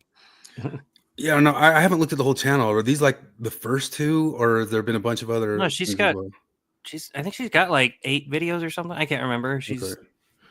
So one of the things about the past 10 years that kind of started melting everybody's brains, and I saw it even coming up, like Risto was talking about it on his channel today, was just more concepts of people going around to young children and suggesting transish ideologies to them. Like, you got to go talk to the 5-year-olds and put into their heads, hey, what if you're this, what if you're that? And that seems kind of almost like from this world of a psychologist, like, wait a minute, in a way, aren't you guys kind of incepting or grooming yourselves these thoughts or these neighborhoods into it yourself? No. There was, wouldn't it be sad if there's a kid who deep down is trans but doesn't know that he's trans, and he goes his entire life, he goes through school, going on dates to prom with women, he grows up, marries a woman, makes babies with her, has an entire family, and then dies, and the entire time he never knew that he was trans? Wouldn't that be a Yeah, I guess that would. But what I'm saying here is, like, isn't this kind of going on along the same lines, which I think is one of the major problems with a lot of the psychological stuff nowadays, is like, you're the one suggesting it out there to people as something to go take a shot at. Yeah. And yeah, well, she does the whole lip service thing. She several times, I think in this video, she does say, I'm not saying that monogamy is inferior to ethical non-monogamy, but she's saying that it's perfectly valid if that's what you want to do. But that's like everything she said, especially in that argument with John Dehlin, everything she says just makes it seem like she only thinks people conform to monogamy because they've been conditioned to it, and therefore, like, she's liberating all these people. And maybe if we could get to this state where the stigma was entirely gone, maybe then you could stop pushing for ethical non-monogamy. It's funny because when at one point in the video, she's like, we've all been, given this concept of monogamy, but it doesn't have the word ethical in it, so they're not even worried about the ethics of it. That's why ethical non-monogamy is even better, because it's ethical.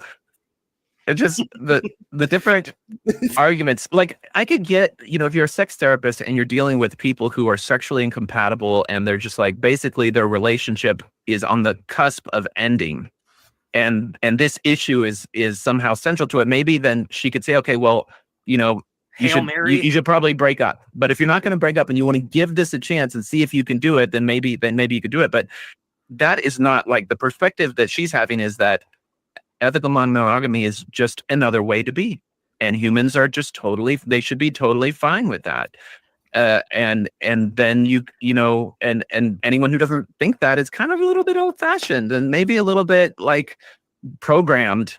And if they could just deprogram that, they would be okay with it. And it just seems like it just is so in denial of very established norms of human psychology.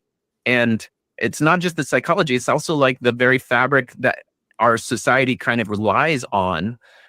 That's why I've heard her jump on saying that it's a capitalism thing. And I've seen certain people say that, but as I pointed out, I think I talked about last week, Heather Haying and Eric Weinstein talked a bit about how it happens with foxes. Like, if you are passing down your genes and that those genes are going just to these offspring, that just those offspring that come from the same parents are going to be able to get along better, and they're able to parse stuff like it's not just a capitalistic concept. It's just the concept of any being, and Jared was bringing this up in the chat a little while ago, just any sort of being that has any sort of understanding conceptually of an abstraction of something can be possessed, and they will say that's a bad word or something like that, but this is mine, or this place is mine, this space is mine, this person is mine, this is my family, or something like that. And that's not just capitalism, it's natural. So I don't know if you remember what the argument was about, and she doesn't go over it in this video, but the entire argument she had with John Dehlin on this episode, and it was just kind of an aside from the whole thing. I wish she would release, because apparently they had a more in-depth conversation about this on an episode, and John Dehlin was very hesitant to release it, and he said, I don't know if I'm going to release it, but we'll see. But this argument was, she was annoyed with John Dehlin and Brett Hartley for saying some ex-Mormons are too quick to jump into the whole ethical non-monogamy thing. That was the entire argument. And she's like, I took issue with that because, like, wait a minute, you took issue with that? Don't like you're you're the sex therapist here. Don't you think maybe they should consult someone like you? I don't think that, but don't you think maybe they should come to you at least and talk about it and make sure if this is a sexuality, shouldn't they make sure that that's their sexuality before they try it out? Because this isn't like being gay, like, oh, try it out and like, ooh, I didn't like that. This is like potentially marriage ruining, because if you're not polyamorous, if that's not your sexuality, and you're one of those weird, rare people who watching your wife get railed by a bunch of dudes kind of makes you a little bit jealous, and it might ruin the marriage. Like that, the stakes are pretty high there, and it was the most lukewarm of pushback that John DeLynn and Brett Hartley had. It was just, yeah, maybe don't do it immediately. Maybe hold on a sec. You just made a massive life change. Which seemed to be like the concept that also changed with like the trans community for years. Like it seemed, I don't know that many people had that many problems with it in the 90s or something like that. If people were saying like, this is going to be a 5-year process of you proving that you've really got this. Well, you can tell that it's socially constructed because I have 2 dogs, and Yu-Gi-Oh is a great dog. He is like totally pair bonded with me. He loves it. But we got this new dog, Daisy. And when Daisy comes up and tries to get cuddles, Yu-Gi-Oh gets ferociously mad and comes over and attacks Daisy because he's my dog. And he doesn't want anybody else there. So, I mean, that's clearly not socially constructed. That's clearly a foundational attitudinal thing that even this dog has. And you can Google it online. This is a very common sort of thing. Now, you're going to observe things like that in nature, and then you're going to see a man or a woman in a relationship have intense feelings of jealousy. And you're going to be like, oh, well, that's just socially constructed. And it like, if you look at some of the conferences that her organization has had on sex therapy, some of it is like, getting through jealousy. How do we deal with jealousy? It's like you're trying to unhuman the Don't people. fuck other people.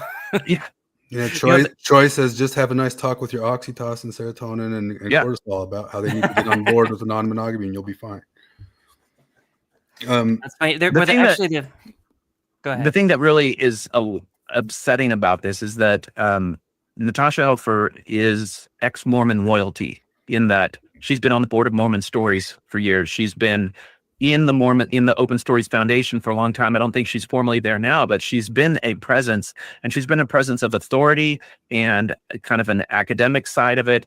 And she's appearing on Secret Lives of Mormon Wives. Yeah, so. like she's a big part of it, but she had never, up until the last couple of years, like her focus was like on, removing the stigma of shame around masturbation and pornography and things that people deal with in relationships, but they are not like things that drive a wedge between two people who previously had an expectation of a life together and a stable life together, and making this thing like her, cause celeb is.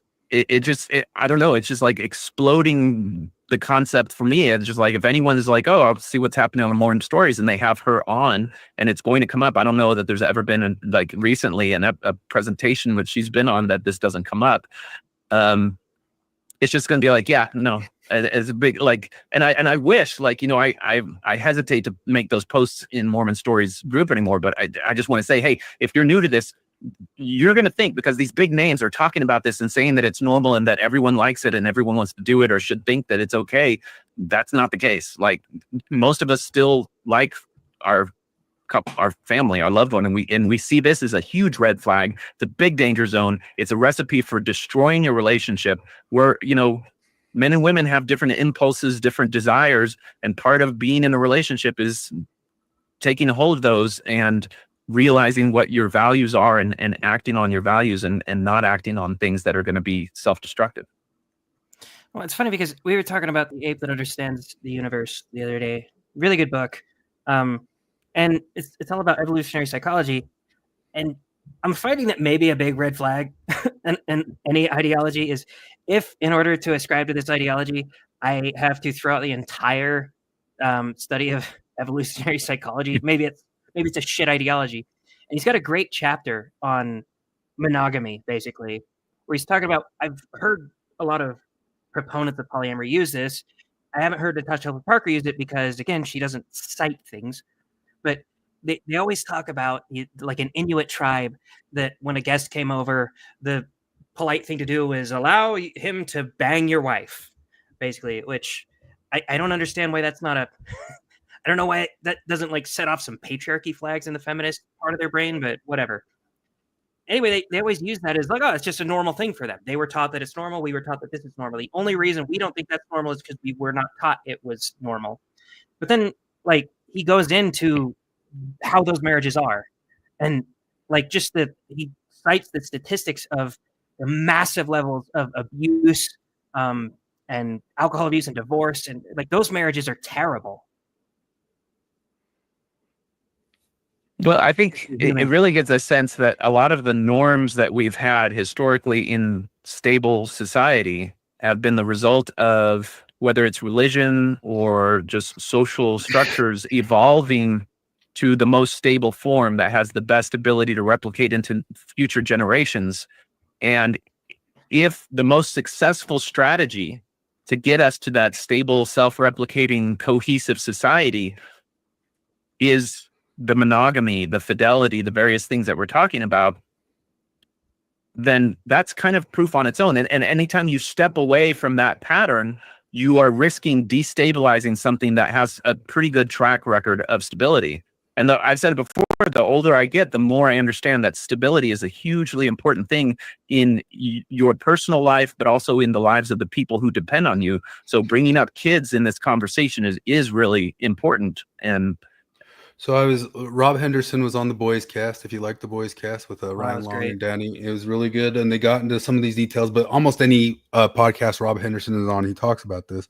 But some of the stuff he talks about is success is way more linked to parents being together than to poverty.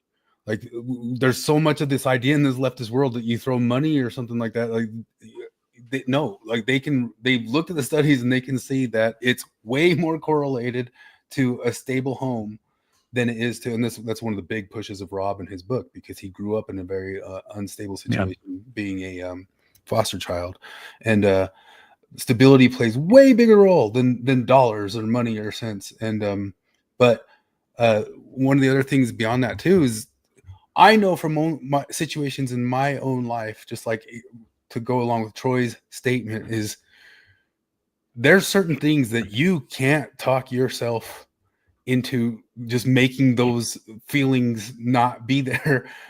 They could go away after 6 months of extreme pain or harm or something like that, but something could happen where you thought wasn't going to upset you, but it upset you, and it upset you to a point of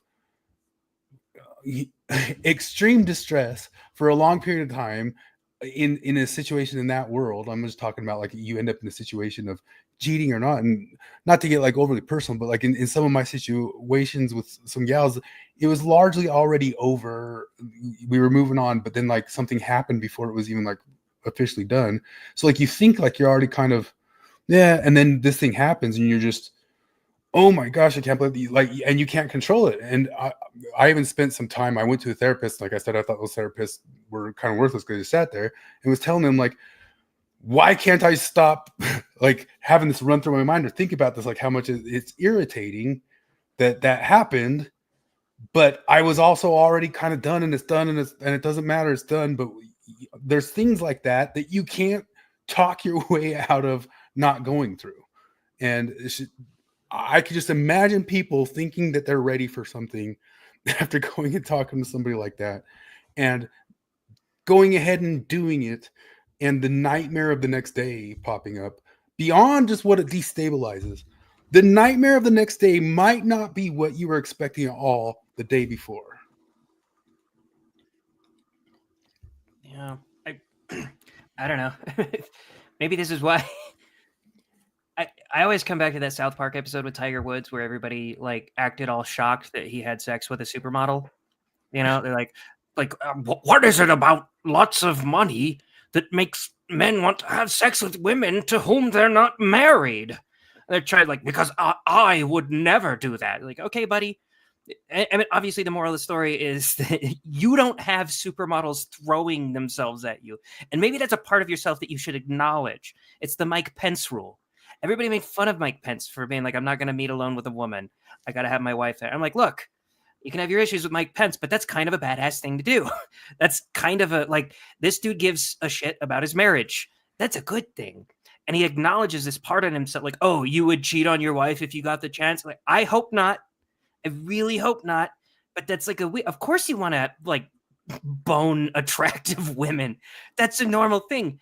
It's just maybe an overcorrection of pretending to ignore that part of yourself and then just like, oh, this was me all along. I was polyamorous. I was one of those weird guys that wanted a harem of women and thought that was appealing. Yeah. It brings to mind that what happens based on what your North Star is, what your values are, what your principles are, because you could take that Mike Pence moment, the thing he brought up, which is like you're at some job, something, you're married, and then an opportunity to have dinner alone with a female coworker comes up. Okay. If the North Star, the principle that you live by is monogamy, fidelity are the right thing to do, then your choice becomes fairly clear in that decision. But if your North Star is who's to say, and maybe I am, many women can get together, what could go wrong? And if I do have this dinner and it turns into more meetings and I start to have a stronger connection with this person, then that may just be me discovering my ethical non-monogamy self. I'm not doing anything. And then if I get to the point where I now want to pursue a relationship with this person, but I'm going to do it ethically. And so now I got to go to my wife and then say, hey, it turns out I'm ethically non-monogamous. So,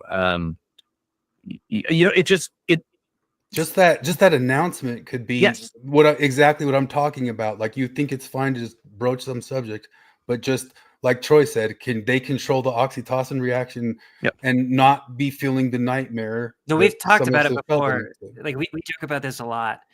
And that was Morgan's response. She was like, if you ever even like came up to me and seriously asked me like if we could open the marriage, even if you said like, if you say no, then I won't pursue it. She'd be like, I would want to leave you. Yeah. Well, I think, that's the thing that I wish was part of this conversation with John DeLynn and everything, which is that like, hey, if your partner brings this up to you and it's out of the blue and they're serious about it, your relationship is already in jeopardy because they are already declaring that putting all of their energy and all of their efforts into what you have together is not a priority. And so you need to start circling your own wagons, taking care of yourself, and realize that what level of selfishness and narcissism does it take for one person in a couple to do that? Now, I've used those words that, I've been through a bunch of support groups for people that I've had to deal with infidelity on their partner's part, where they were, were the chumps, the one who was cheated on. And so you hear stories of people who, did this, and it's just like, it's like a cookie cutter pattern of these narcissist people. They all use the same excuses, the same victim complexes, the same blaming of the person that they left. And so it's like, there's a personality that does this. And if those people who only were able to frame what they did as some sort of betrayal and some sort of badness on their part were suddenly handed like, a golden old reliable, like the SpongeBob meme of all you have to say is you're ethically non-monogamous. And then suddenly you are the more enlightened one. And if the other person doesn't go with it, then they're actually kind of the bad one. And or you're polyamorous or whatever, it suddenly gives them a narrative they can go with. It's actually, rewarding for them. And there's already a problem there. I just, you're the reactive one. You're the unopened one. You're the one. Yeah, exactly. So if the blame shifting already happens on that. If your partner broaches that question with you seriously, then I don't know that I couldn't have trust in that relationship. That relationship would basically be over. That's what Morgan corrected me. She said, I didn't say I would want to leave you. I said I would leave you. Once someone brings up an open relationship, you have to go because you can't trust them if they see no moral issue with it. They will use their weird mentality to justify lying to you.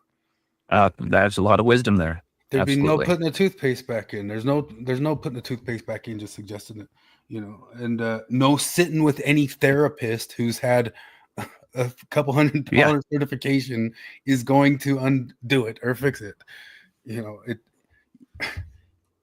Probably. Well, the funny thing is that there's an article that was posted on Quillette by a therapist, and he's given a couple of podcasts. I wish I had the link for it to you, but he went to, there's a particular type of course in this society that certified Natasha that is basically the sexual desensitization course. And it is basically like a few week long indoctrination into all of the things that society has deemed to be, kinky and perverted, just to expose the therapist to that. And the guy in his interview where he was talking about his experience, he said he thought it was going to be more of just an explanation so that people could understand where people who have these different sexual dimensions to their life were coming from. But what he found is it was absolutely a queer theory indoctrination that framed society's norms as oppressive and championed all of these alternative modes of sexual existence. And there was no serious approach to its effects on children. There was no serious long-term consequence sort of discussion about it. It was all just about the experiences of the people who want to have this. And so it's so frustrating to hear her just bring up her credentials all the time as though that's like the divine sanction that cannot be questioned. Yeah, and that channel, the Radical Center, they talk about how even some of the more accredited places have gotten pretty ideological with sex things and have pushed those openness worlds and not think about downstream consequences very much. Or maybe you could just talk. You can get more therapy hours in and talk the people out of the problem that they had, or something like that. But there's stuff that just doesn't fix. But one of the other things too that go back to Rob Henderson when he talks about luxury beliefs all the time. Is one of the things about luxury beliefs is upper class, higher class, whatever people are able to do things that don't hurt them or damage them as much as lower class. But not just saying that, you can just go and look at the people who end up, this is a problem in capitalism. No, you can just go look and see that the people who end up in higher classes, they are able to have more stability and pass on generational wealth and tend to be less into these types of weird kinks than it seems like. You think it's because all over the news, all over whatever, you must assume that all these different celebrities and all this different stuff, they might be serial monogamists or something like that, but they're not. It really isn't that crazy that those guys have a pair bond and some kids that they make sure that they pass on that pair bond to kids and all down into the generational wealth. That's part of their society and how they build that luxury generational wealth, and then pass on to the rest of the world. Like, oh, go do. No, they don't do it. They talk like they do. They don't do it. It was one of the proudest moments that I have seen John DeLynn is in that moment where he pushed back and said, actually, there's a lot of devastation to relationships that happen for people going down that pathway, and it's not the healthiest thing, and it should not be seen as like a thing. And Natasha, pushed back against him, and he held his ground. I was like, I was actually pretty stoked about that because I really would have, if you would have asked me what he would do in that situation, I'd been like, he would have backed off immediately. Well, I mean, I'm not an expert on this, but he didn't. He actually really you're right. He held his ground.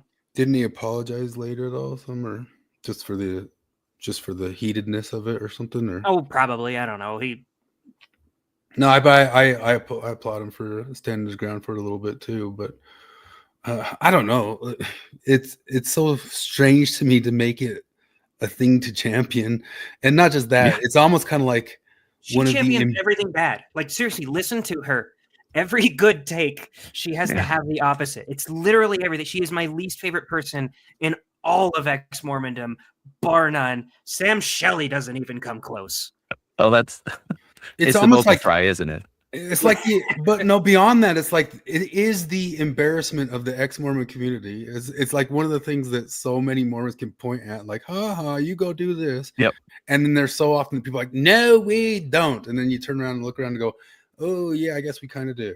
You know, and go ahead. What I would recommend that anyone interested in this to do is there's a series called Couples Therapy. And it's a kind of a documentary reality thing where they take a therapist to New York City and they film her going through therapy sessions with a bunch of variety of different couples. And I think it's the second season. There's a young couple, 2 women. I think one of them's from Palestine and one of them's from Israel. So there's like the political dimension to it. Oh. But one of them wants to be in an open relationship. And the other one is very clearly young and naive and is kind of like, well, I guess I should be okay with this. And you can see the struggle that's happening there. And when you hear the discussion in the therapy sessions and how it's framed, it just fits that stereotype where the person who wants to have it be open is basically guilting and shaming the person who's not quite ready for it yet. And you just feel so bad for this young person. And ultimately she realizes, because she's struggling herself, she's like, I need to be okay with this. I really should. I'm just so hung up on all my jealousy and I just have to get around that. And it's just like, no. Like, you're just human. Like that's okay. You know, if you get paired with some sort of selfish, narcissistic person who doesn't actually care for you, then they're going to try to impose this on you because all they're concerned about is themselves. And you know, a therapist that's going to try to make you feel bad for not going along with it is not healthy for you. Now, to the therapist's credit in this show, she doesn't do that. She tries to get the person to trust more in who they are and their emotions about it. But navigating the dialogue that's going on between 2 people is difficult. And they do end up going their separate ways. But the whole time you're just like, just wake up and realize that your impulses are human, they're normal, they're good, and it's this other person who is the red flag. Yeah, I've 3 different women kind of my age who are my friends had talked to me about some of their dating experiences, and they see this like even on the apps, like it says E&M on most of like most of, like over the Tinder and all that sorts of stuff, like, and they say most of it, like almost any sort of guy. And you can kind of go back to Home Math Guy, who he just generally points out that the guys who are very successful and seem very enticing are the ones who get more women. And so then they get to a certain age where they get less embarrassed about just saying that that's what they want, and they start putting that thing in there. And these different women have talked to me, and they speak back. They're not going to therapy with the guy. They don't have a therapist. But they speak back to me in a way that I know that he's pumping therapeutic language into them about how he just has more love to give and all that stuff. And then they are apologizing that they don't have as much love to give. And there's something closed about them. And I try to explain it out to them. And I can't almost, like, I can't, like, it's so easy. And I kind of jokingly commented on one of the things, like, you're just a groomer for the patriarchy or something like that. But and I like the word groomer is like a big strong, like I like adults and grooming, but the way these women would get in their heads about how it was on them for whatever the guy was, I mean, I've seen it with 3 different women like recently. And I'm no therapist, but whatever my sort of supportive words couldn't talk them out of the feeling that they were the baddies.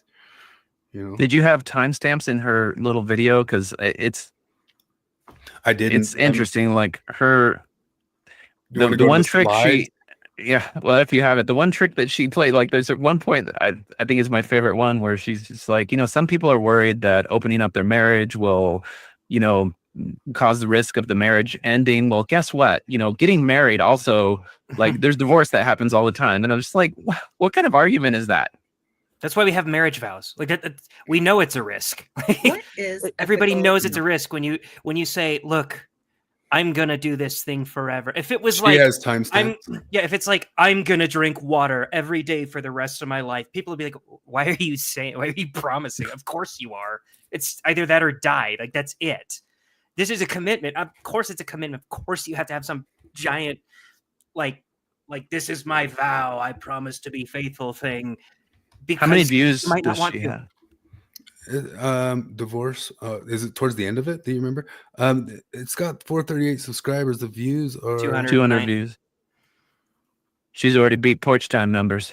Oh yeah. Dang, man, dang. We should start hawking E&M. Let's look up the word divorce a few times. Options outside. Hold on, of I got a divorce. dog going crazy. I'll be right back. Opening your marriage is very risky for divorce. So. Oh, there you go.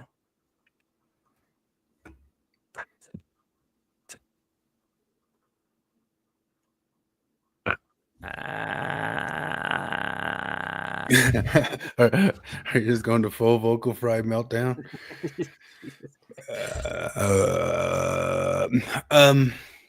Didn't she push this stuff before her excommunication? Wasn't part of her excommunication talking about?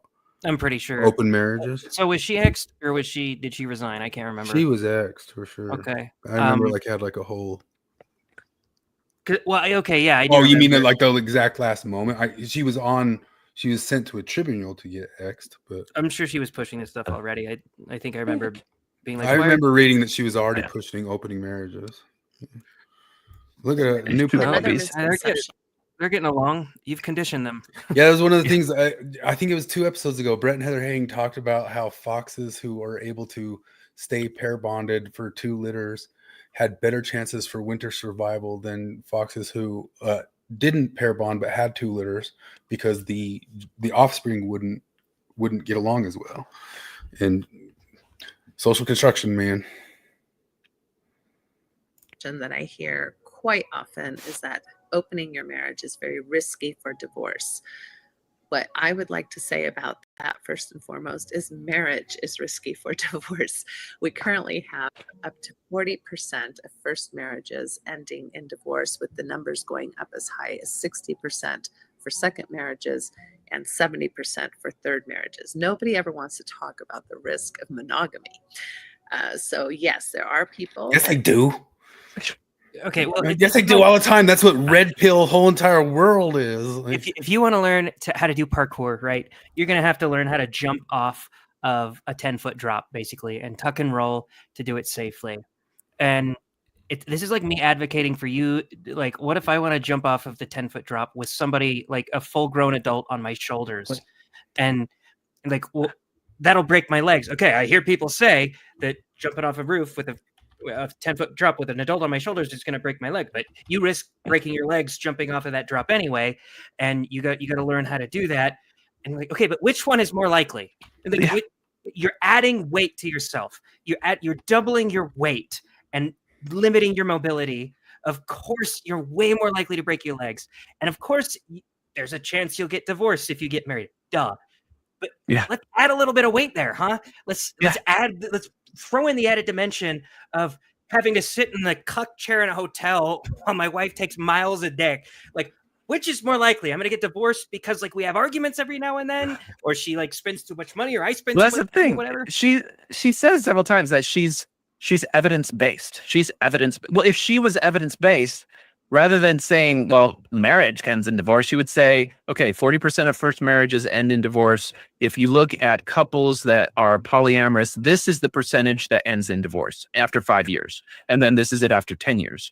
And so we can compare those 2 populations, and then you can decide if it's risky or not, because you'll be able to have some evidence for that. But she doesn't. She does the ideological game of, it's the Foucault historicity sort of thing. Well, yeah, it's adding another variable into a situation always will change that situation. So does the variable make the situation make the bad outcome more likely, less likely, or is it just a wash? She doesn't say that either way. No. She kind of implies that it's a wash, but she doesn't state that. She just says, oh, something could go bad anyway. No, you're adding another variable. You're already married, so you're already at risk of getting divorced, whereas a single guy isn't at risk of getting divorced. Duh. So adding another variable in there, tell me that it makes it more, less, or not any different amount of risky. Yeah. Well, I think that just points to her ideological perspective on all this. She's not actually evidence-based. She's only going to use evidence that supports her claim. And so, you know, she says there's studies that say this, there's studies that do that. She's not linking to the studies. And anyone that's been paying attention to how ideologically driven academics, particularly in the humanities like therapy and stuff, it's so colored by that. Like, you have to look at the studies and see if they are designed right. Are their conclusions actually reflective of the data?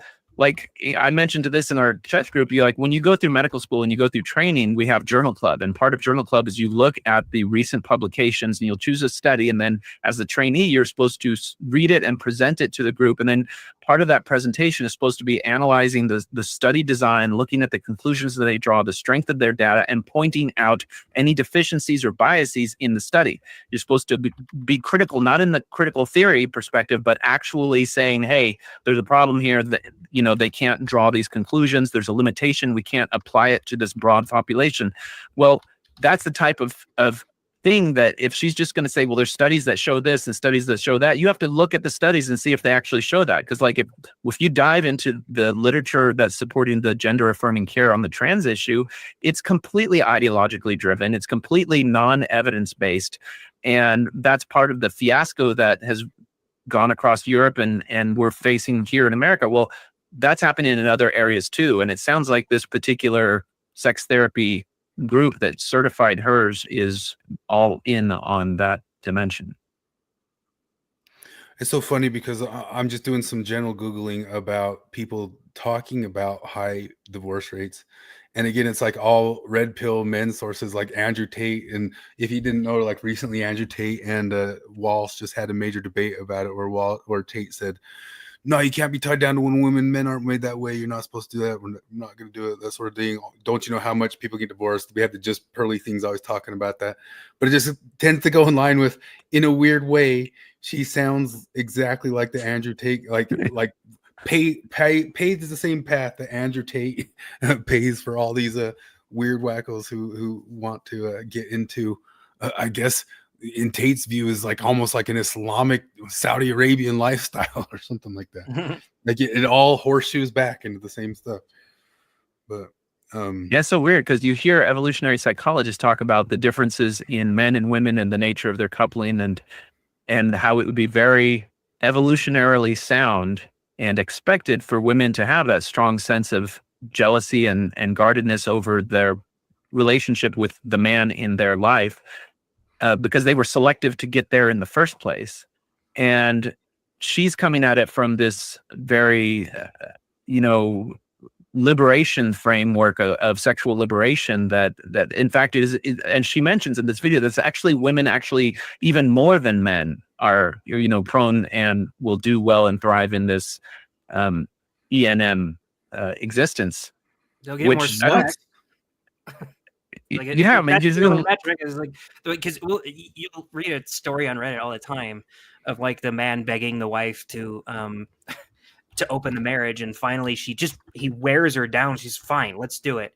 And then like a month later, she's banged like 30 dudes because it's really easy, and he hasn't found a single prospect. But since they are also evolutionarily different, women don't tend to get the elation from that men get from that. Oh yeah, they don't really want that as much. Yeah, I mean, it's the old joke that they say is like nobody's impressed with a door that can open to any key, but everybody's impressed with a key that can open any door. It's just kind of one of the basics of like evolution about what they always talk about with the gametes, and we always bring up with the gametes. One of them has a lot that are less valuable per, and one of them has a little that are more valuable per, and their whole anatomy is designed to protect it, and the other one's designed to spread it. But not only that, because of the evo psych of the whole entire thing, women are not going to be often super fulfilled about bragging to the world that they banged as many men as Bonnie Blue or whoever. Well, because you're banging men. Banging men is easy. Like if me and Morgan open our marriage and I decided I want to bang dudes, me and Morgan could bang the same amount. I could bang just as many dudes as Morgan could. I know I could. That's gross. I wouldn't want to do it, but I could. I'd have game with men because men are disgusting. Well, so many different times I've had women ask me, just completely perplexed about like the mind of a man, of like, how could you find sexual desire of somebody like you don't know at all? And they just like don't even register that like he's hot. Because we just look at the body, like the body can just be the thing that's attractive, and like what, you know, and it's Why is just this a different thing? Why is this image the big image on the screen? That's where we pause. Get that off. Was there more that she said? It was right at the end. It's not actually that long. You can double speed it pretty quick. So if anyone's relationship. interested, it was right at the end of the. After they open up their marriages. Are you upset now that you're hearing her? Worse, it would be better to just see and not hear. However, there are also quite a bit of studies happening that share that the quality of relationships, the quality of life, and the quality of look at that happy sexuality little increases couple. when people. That guy jumps on the top. Like, this is just like there's quite a few studies that show the quality of life, the quality of relationship, the quality of happiness increases. You can't just say that. Like, what studies? And is the happiness increasing for the men the same as the women? Is the happiness increasing for people who were already in a good relationship, already had? It's just like, it's so, I mean, unethical for her to present this data. She's just tossing hand grenades into relationships left and right so that she can get views. This is just like, I want nothing to do with whatever ex-Mormon crap this is. Yeah, I just imagine being the guy getting this dumped on them. Like, say some gal just wanted to say, we watch this video real quick, and you're sitting there watching it, and you're watching these three pile on each other, and it's something you've never thought of before, and you're catching this image of these three piling together as your first thing of like, couldn't we could have this, and you're just like, what? Let's go back to church right now. I just noticed this dog pile. This dog pile. Like, wait a minute. Why am I on the bottom, and why is she in the middle? Why did you choose to have her in the middle? What's going on? They're happy, Jared. Didn't you hear? I heard there's studies that quite a few studies that say that they're happy. I wasn't even thinking about this from the perspective. I think because a lot of the times you guys are pointing to this, like the guy's thinking, oh, I could have more women, but you don't think about oh wait, there's going to be some other dude in my house. Yeah. Oh, you would have to balance things so perfectly. But you could do a dog pile like this. You could do a dog pile like this, but you have to balance everything. Like one of the okay, you had sex with her 4 times last week, and you only had sex with me twice. Why? Well, have compersion, not jealousy. A big part of all the Evo psych too, all the stuff. Isn't just women. We got some comments. We have some good pro E&M comments going on. Have you ever been in a non-monogamous relationship? No, I've also never drank piss, and I know that piss would be gross. You would never hear someone celebrate an alcoholic phase or a fat phase. So we got Nietzsche telling us that we're morons. Why comment on it if you guys sound so miserable? You don't have anything to do with it. So why comment on it? You missed the whole talk about stability. Oh, now they're spazzing. I didn't even see that whole part. Have you been in it's multiple times. Comparing relationships to drinking piss. Yeah. It's called an analogy, dipshit. That's fun. Well, give them a link. Bring them on. I would love to hear. I want to hear the case. I want to hear the good case for it. Yeah, there's no reason to argue with them. Just say, lay it out. I think that if you give them space to say, make the case, because I think that is going to probably. Somebody's going to pop up with a puppet. Yeah. I put it down there. It's down in. Where's the similarity to make it analogous? The similarity is that I don't have to try something to know that it's a bad idea. Okay. Like I don't have to jump off a building to know that it's not a good idea to jump off a building. I don't have to eat a turd to know that I would probably not like eating a turd. The entire thing we're talking about is there's a whole entire world in ex-Mormonism that's been a problem enough that even Britt Hartley's been talking about this all over TikTok and all that sorts of stuff, that hey, this is causing problems and problems in a lot of relationships, to a point it's become a trope in the ex-Mormon world that everybody just goes and ruins and destroys their relationship. And there's nobody there, at least not very visibly, saying, hey, it's fine to slow your roll. And the very first time we ever heard that was from Brittany on John DeLynne's channel, and she got pushed back on by the super expert, and Brittany was right. Brittany Hartley was right to bring it up on there. Slow down. Don't jump it. You didn't deconstruct yesterday, and now you've rethought the entirety of human civilization. The good case is that if it works for someone, it works for someone. You spastics can't realize that what works for someone else might not work for you. Okay. Show me the data. John Gottman has studied relationships more than almost anybody. And when he was asked about, like, okay, you've done all these studies on monogamous relationships, how come you haven't done studies on like polyamorous relationships? He said, we wanted to, we tried to, we couldn't find any that lasted long enough. We have to have long-term studies, and it just wasn't there. I think that points very much to what I would respond to with this thing. If it works for someone, it works for someone. And that is that when we talk about relationship models that work, we're not talking about working in the moment. We're talking about a relationship that holds stability and the gradual intergenerational stability and all of the other things that go along with that over decades, over a lifetime. And even if divorce is common, and that's not a reason not to have an ideal of a long-term relationship, because of the benefit that it affords kids, because of the benefit that it affords starting your kids in their next generation of life, of being able to have those things. Like, it's really important. I could understand, and I had this realization where in my leaving Mormonism, I was focused only on, what 30-year-old, 34, or however old I was, I guess it was 40-ish, John was thinking at the time. And that was like, you had some teenage kids, some younger kids. You're just thinking about the moment. You're not realizing that all of the traditions, all of the norms that eventually got incorporated into the culture that I had in the church weren't just about the claims of Joseph Smith. They were also things that worked to bring a full life through the cycle of being, a teenager, a young adult, a young parent, a middle-aged parent, a parent of teenagers. And that, like, the whole thing, it's evolved and it addresses all those different things. Something like polyamory is going to, for people that want that, feel good in the moment, but it has not passed the evolutionary test of being able to span a whole lifetime.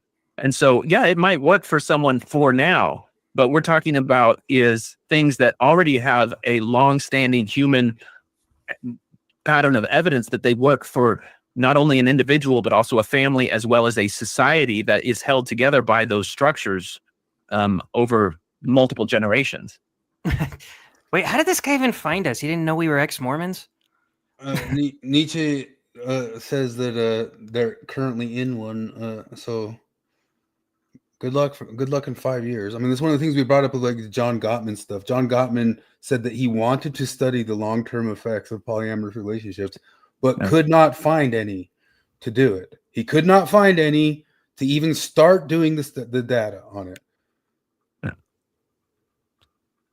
So, I mean, go ahead. The thing is, like, I have teenagers and I've been around teenagers, and they've talked to me about how this polyamory concept is now in high schools.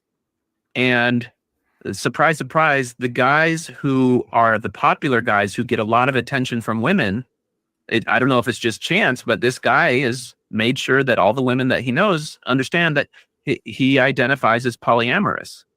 And so it's just kind of like a microcosm of all of these, the incentives. If you were the popular guy and all these different hot chicks in high school were, wanted you, like, why have to choose? I have to choose? Why do I have to lock myself down? As the answer is no, you don't. And not only can you enjoy the buffet, but then you can position yourself as more enlightened and having a higher ideal while you do it. Yeah, I can get so much pussy and be the good guy. Yeah. Why do we care about it? Like, I ultimately don't care like what any individual does. What I care about is that just in a general place of community and all that sort of stuff, something that I've been around and just seen one certain side of it for years. There's just no other side of it. Just saying, hey, take caution until very recently. And even in that situation, it had to become like most of what Natasha's videos are here were popping up or saying, no, how dare you do that? It became like a big fight and a shaming thing. And the Zelf on the Shelf people made a big dunk on John DeLynn for coming out on her. And John DeLynn usually gets audience capture and turns around on something and says, oh, I'm sorry, I've got to get right in line with what the current thing is. Yeah. And all we're saying is it's very, very obvious and very, very fine to say, hey, maybe even if you want to do this, quadruple think not. Yeah. The way I look at it is that, you know, the discourse that's happening in these spheres is people sending signals out about what the Overton window is, what is considered acceptable thought. And if the signals that are being sent out is only the Natasha Parker or whatever she's going by, Natasha Helfer signals, then it's kind of like the thing where in ideological driven societies, people gauge what is normal by what they hear around them. And if all they're hearing is that, then they'll have a distorted view of what people actually think. And so I think it's important for people who have a different perspective and are participating in this online discourse to give voice to it. And there's very few places that are pushing back on it, because if you try to push back in the Mormon Stories podcast domain, you'll be called all of the things, all the problematic things, and you'll be insulted in the way that that we're seeing here, where you're called infantile for believing that way. And she says it's a huge part of non-modest culture caution agreement to the structure. Once again, you're speaking on something you know absolutely nothing about. It's actually laughable. I know a ton about it. I've been in the ex-Mormon world for 25 years. Do you know how many people I could give you a list of long list of names of blown up marriages? It's long now. It's longer than the years I've been out. Well, I think that's the other thing. Is like when people started focusing everything on consent and agreement and and ethics, and it sounds like you're using those words, you're throwing them around. It sounds like, oh, of course it's going to be fine because we'll all have consented to things. But the thing is, like, when somebody is not fully on board with something, but they have pressure or they have other considerations, or they're having to weigh their consent with what, for example, a mother with young children is having a partner, a husband, say they want to do this. And now the mother has to not only think of whether they're going to agree with it, but she's basically, if they don't agree to it, then what are the consequences of that? And is it going to mean divorce? And so it totally changes the dynamics of the consent. And it's no longer like, you can't really see it that way. If you understand how people can apply pressure, be manipulative, then it's just not as simple as saying, well, everyone consented, so it's fine. I'm not advocating for non-monogamy. No one does that. Yes, they do. That's why we're showing Natasha Helfer. She's advocating for non-monogamy. It's like, what are you talking about? You entered into something you know nothing about. You don't know who we are. We don't know how long we've been around all this, and you don't know who we're talking about. But I mean, I guess we're the goofballs for taking the bait of commenting on it. You've been married 9 years. You've been in the non-monogamous thing, supposedly. I'm guessing that, I mean, that sounds around like the statistics of like Exmo Joe's world, man. But find us, and that fits into time framing that. But you are, because you have broken logic. Sure, dude. gal. Well, sure. I'm probably gonna hit the hay. I have to work tomorrow, much like Flip did, but I just figured I'd pinch hit for Flip when he was out. Yeah. It was good. It was good stuff. It's funny stuff. That's pretty much how we had anyway, I think. Yeah, I wish we got to it faster, because it was not certified. Nietzsche's talking about certification, not certified, especially. Well, anyway. Nish, if you are new to this particular podcast, come back and visit sometime. It's not always about non-monogamy. Yeah, the first hour you was making fun of the I guess what do you call it? Mormon world. The dodgy. Yeah. But also, if you look at that too, we were just talking about them not standing up just for the nuclear family situation and making fun of them for it. So I guess it's the same subject. How the fuck is me sleeping with people outside of my partner going to fuck my kid's life up? There's this is spoken like somebody who has not yet been a parent of kids throughout the span of a kid's lifestyle. I don't think lifeline. It's probably a troll now. He asked that stupid question. That's okay. And then call us. It's a very emotional person at this point. No chance collective IQ of 90 in the room when they just asked how could sleeping around. I'll have you know, we are very smart. Well, we can give you actual statistics on that too. Go get Rob Henderson's book. He goes into detail about the problems with that, and he has statistics about how it messes up kids' lives. So, yeah. All right. Well, peace out, y'all. Have a good night. All right. Have a good one. Thanks for popping in. Funny times. Take care. Later. I'm gonna have to run too. I gotta go take the puppy on the walk still. All righty. And I've lost the stream, so that was That's hilarious okay. stuff. I gotta piss. So catch you later, y'all. All right, see you, man. Have a good one. Fun times.